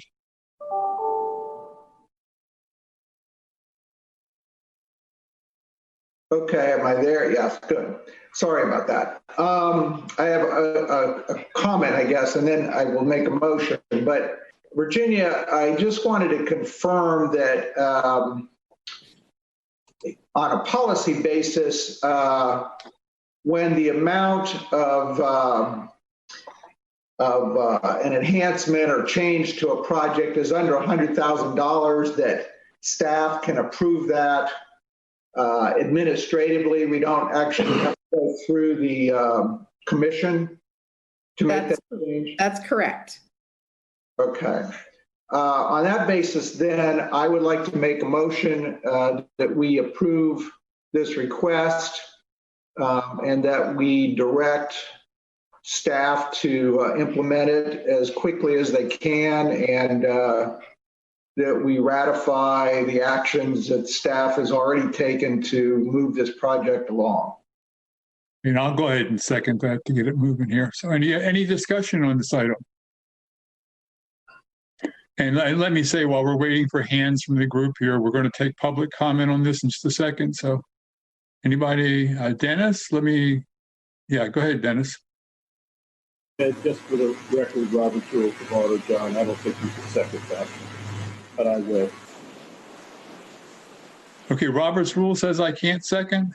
No, you're chair. I don't think you're chair. But Commissioner Lober seconds almost every motion that comes before the county commission. I've watched every county commission meeting I want to make sure I learn the rules from a proper source. And so anyway. I believe I'm correct. Okay, but Dennis, I want you to fight with Commissioner Lober about this. Well, that may be different rules. But go ahead and give Dennis the second. I second. And Courtney, you have something to comment on. Oh, I just wanted to comment that this is exactly why we put a contingency fund together, is for these exact purposes. So, I just want, to make sure the public understands that, and that this, the enhancement of this project is a perfect addition, and is exactly why, we put that fund together. And it's exactly why we did that, so we could move fast, we can jump on, good additions to good projects and make them better. So kudos to staff and the city of Melbourne for coming up with this, and, I fully support it. Well stated, Courtney. Anybody else? I don't see anybody else here. With Charlie. Charlie, okay. Yeah, hey, I just wanted to echo what Courtney said. It's not just the public who hope to understand this, but also the county commissioners to understand our rationale for why we wanted to have some money in reserve. for these situations. So I think this demonstrates it quite well. Okay. And so I don't see anybody in the public comment area that wants to make a comment, and I announced that a few minutes ago. So I'm assuming there's no public comment. I'll come back to the panel again, and let's call for a motion. We got the motion in a second. All those opposed indicate by saying so. I don't see anybody opposed, so the motion passes unanimously. Okay. All right, so we're done with that one, Virginia. Let's go on to the next to the last item on the agenda. And I wrote a note here to remind myself, we'll take general public comments after this. And so anybody who wants to make a general public comment, you got one more shot at it in just a second. Reappointments and succession planning. I've been thinking about this for a while, and I've had several conversations with Terry Casto, who's my alternate, and I've been on quite a few boards over the years, and it's really common for the alternate members of a board to go on then to become full members once the full member leaves the board for some reason. And I just wanted to reemphasize that that's really an important thing for folks to consider when when we're needing to populate the board. The COC has 7 members and 7 alternates. I'm not sure if the public knows that. So there's 14 of us. There's 14 of us generally here at every single meeting. All 14 people contribute. Those 14 people were appointed and approved by the Board of County Commissioners and the League of Cities, 7 by the Board of County Commissioners, 7 by the League of Cities. And so every alternate regular member pair, one of them's from the League of Cities and one of them's from the Board of County Commissioners, I think is the way it's set up. And that was in the enacting ordinance, the legislation that was passed to put this group together. And so as regular members leave the board, I would like to encourage the Board of County Commissioners and the League of Cities to give due consideration to those alternate members who wish to seek a regular member position as we move forward. Those were my comments that I was going to get to last meeting when we were running way overboard on time. But it's also, Virginia reminded me, it's time that we reappoint members for the next term of office. And I had forgotten how much effort it takes on her part and staff's part to go back and get to meetings of the League of Cities and the Board of County Commissioners to get people approved, and if they have to go out for advertising and all that sort of stuff. So it's also time for us now to start letting her know. And I'm not sure if you want this verbally or if you need a form distributed, if you need something that needs to be something you can document that people have said or done. We'll send an email out to everyone and just ask that you respond and let us know if you're interested in another term. We hope you are. And so just be on the lookout for those emails. Okay. And I know in the past, not everybody was really responsive to those emails, needed prodding several times. But remember, it takes a lot of time, a lot of staff time to get this process moving effectively. And so when you get those emails, please respond as soon as you can. And I see Dennis has got his hand up and wants to make a comment. And Dennis, let me say that, when you put your mic on, I think you've got a bad hum in the background and it's a little bit, you're not perfectly clear. And so just be aware of that, okay? Okay. I got headsets in trying to get away with that. So can you hear me okay? I can hear you, yeah. Okay. I was kind of surprised to hear, I talked to Virginia yesterday, that the entire committee, it appears, times out at the same time. Is that correct? Did I understand that correctly, Virginia? Yes. If there's if we're talking about any sort of a way to have a conversation with the commission or to change the existing rules for the committee, I would suggest that we try to have a way to stagger terms for all of us to come up at the same time. Just doesn't make good sense. And along that line, if it would help, I would put my name in for 1 year so that we could start the staggering. But it's non-staggered terms for 14 people, and everybody could theoretically leave at the same time. Just doesn't make good sense. Okay, I think that's a good comment. Any idea of the process to do that? That's a good comment. Terry, you have something you want to say? Well, I just wanted to ask the question. As you said, you and I have discussed this before. So I don't know if it, maybe what I would ask for is, well, I guess it needs to be public. You know, Virginia, what's your reaction to this notion of creating a process, as I view it, that favors continuity? John and I have talked about right now, the way it happens, both people could leave at the same time.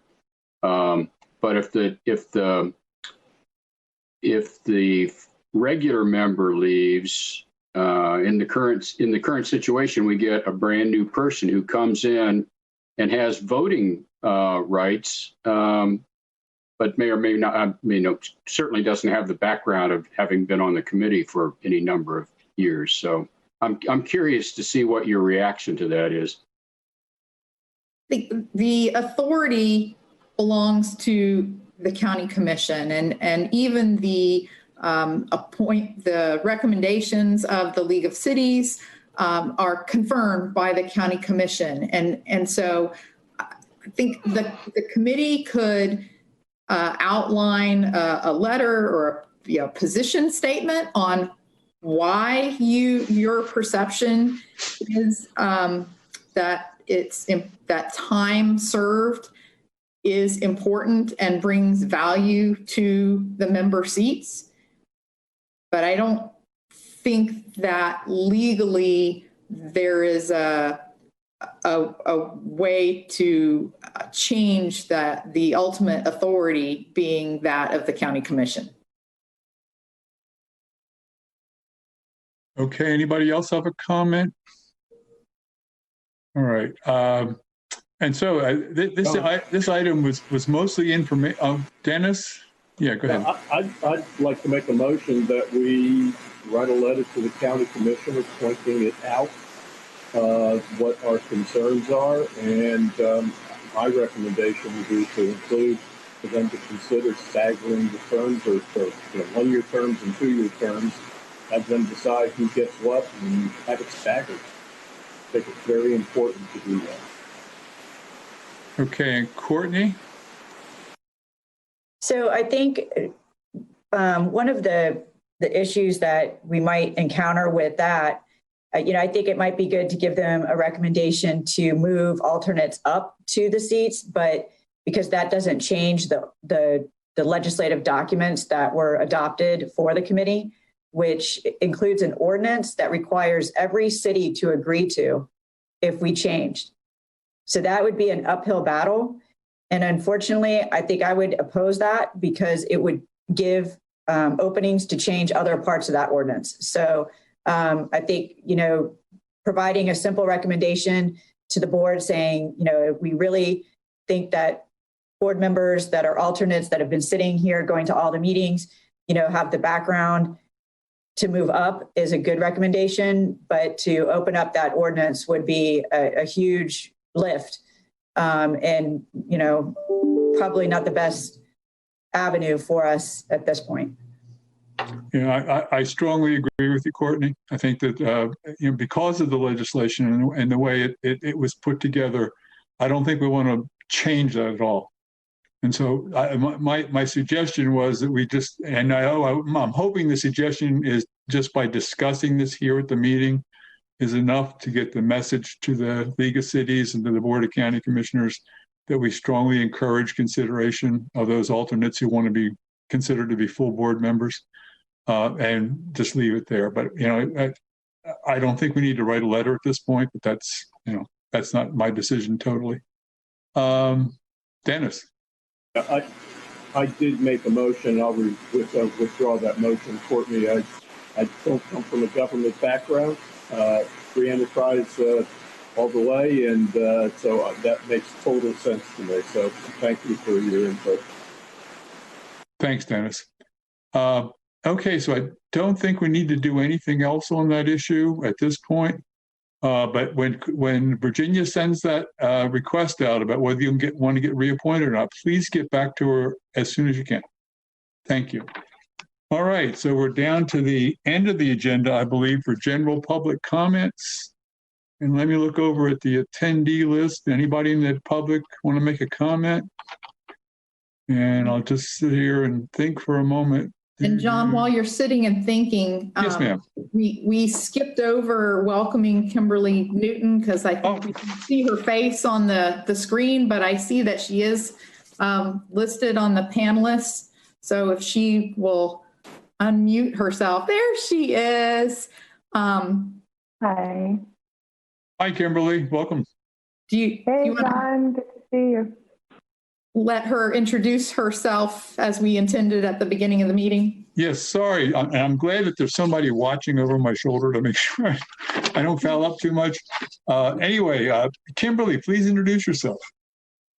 I'm Kimberly Newton. I live in Satellite Beach. I've been in Brevard for about 5 years now, and looking forward to being a part of this board and seeing a little more intricate of how you guys are planning out our project. I guess how we are. Yes, it's us now. Right? I'm sorry to see Mel go, but I'm very happy to be in this seat and catching up. Virginia's reached out and Carol's reached out for any questions or anything I might need. So it's a good start so far. Thank you, Kimberly. Okay, that gets us to, there's no more public comment. And so I think we're down at the end of the agenda. Final comments by the committee or chair? Any final comments by anybody? I don't see any. Okay. I think that's it for the group. Let me leave you with one thought. A longtime colleague of mine passed away 2 days ago, George Mall, and many of you know him. You'll probably see lots about him. He's impacted thousands and thousands of students and citizens in the community. Think about him and his family. Thank you all. Good job, everyone. All right, thank you, John. Everybody else. Guys, bye. Good job. Bye. Yeah.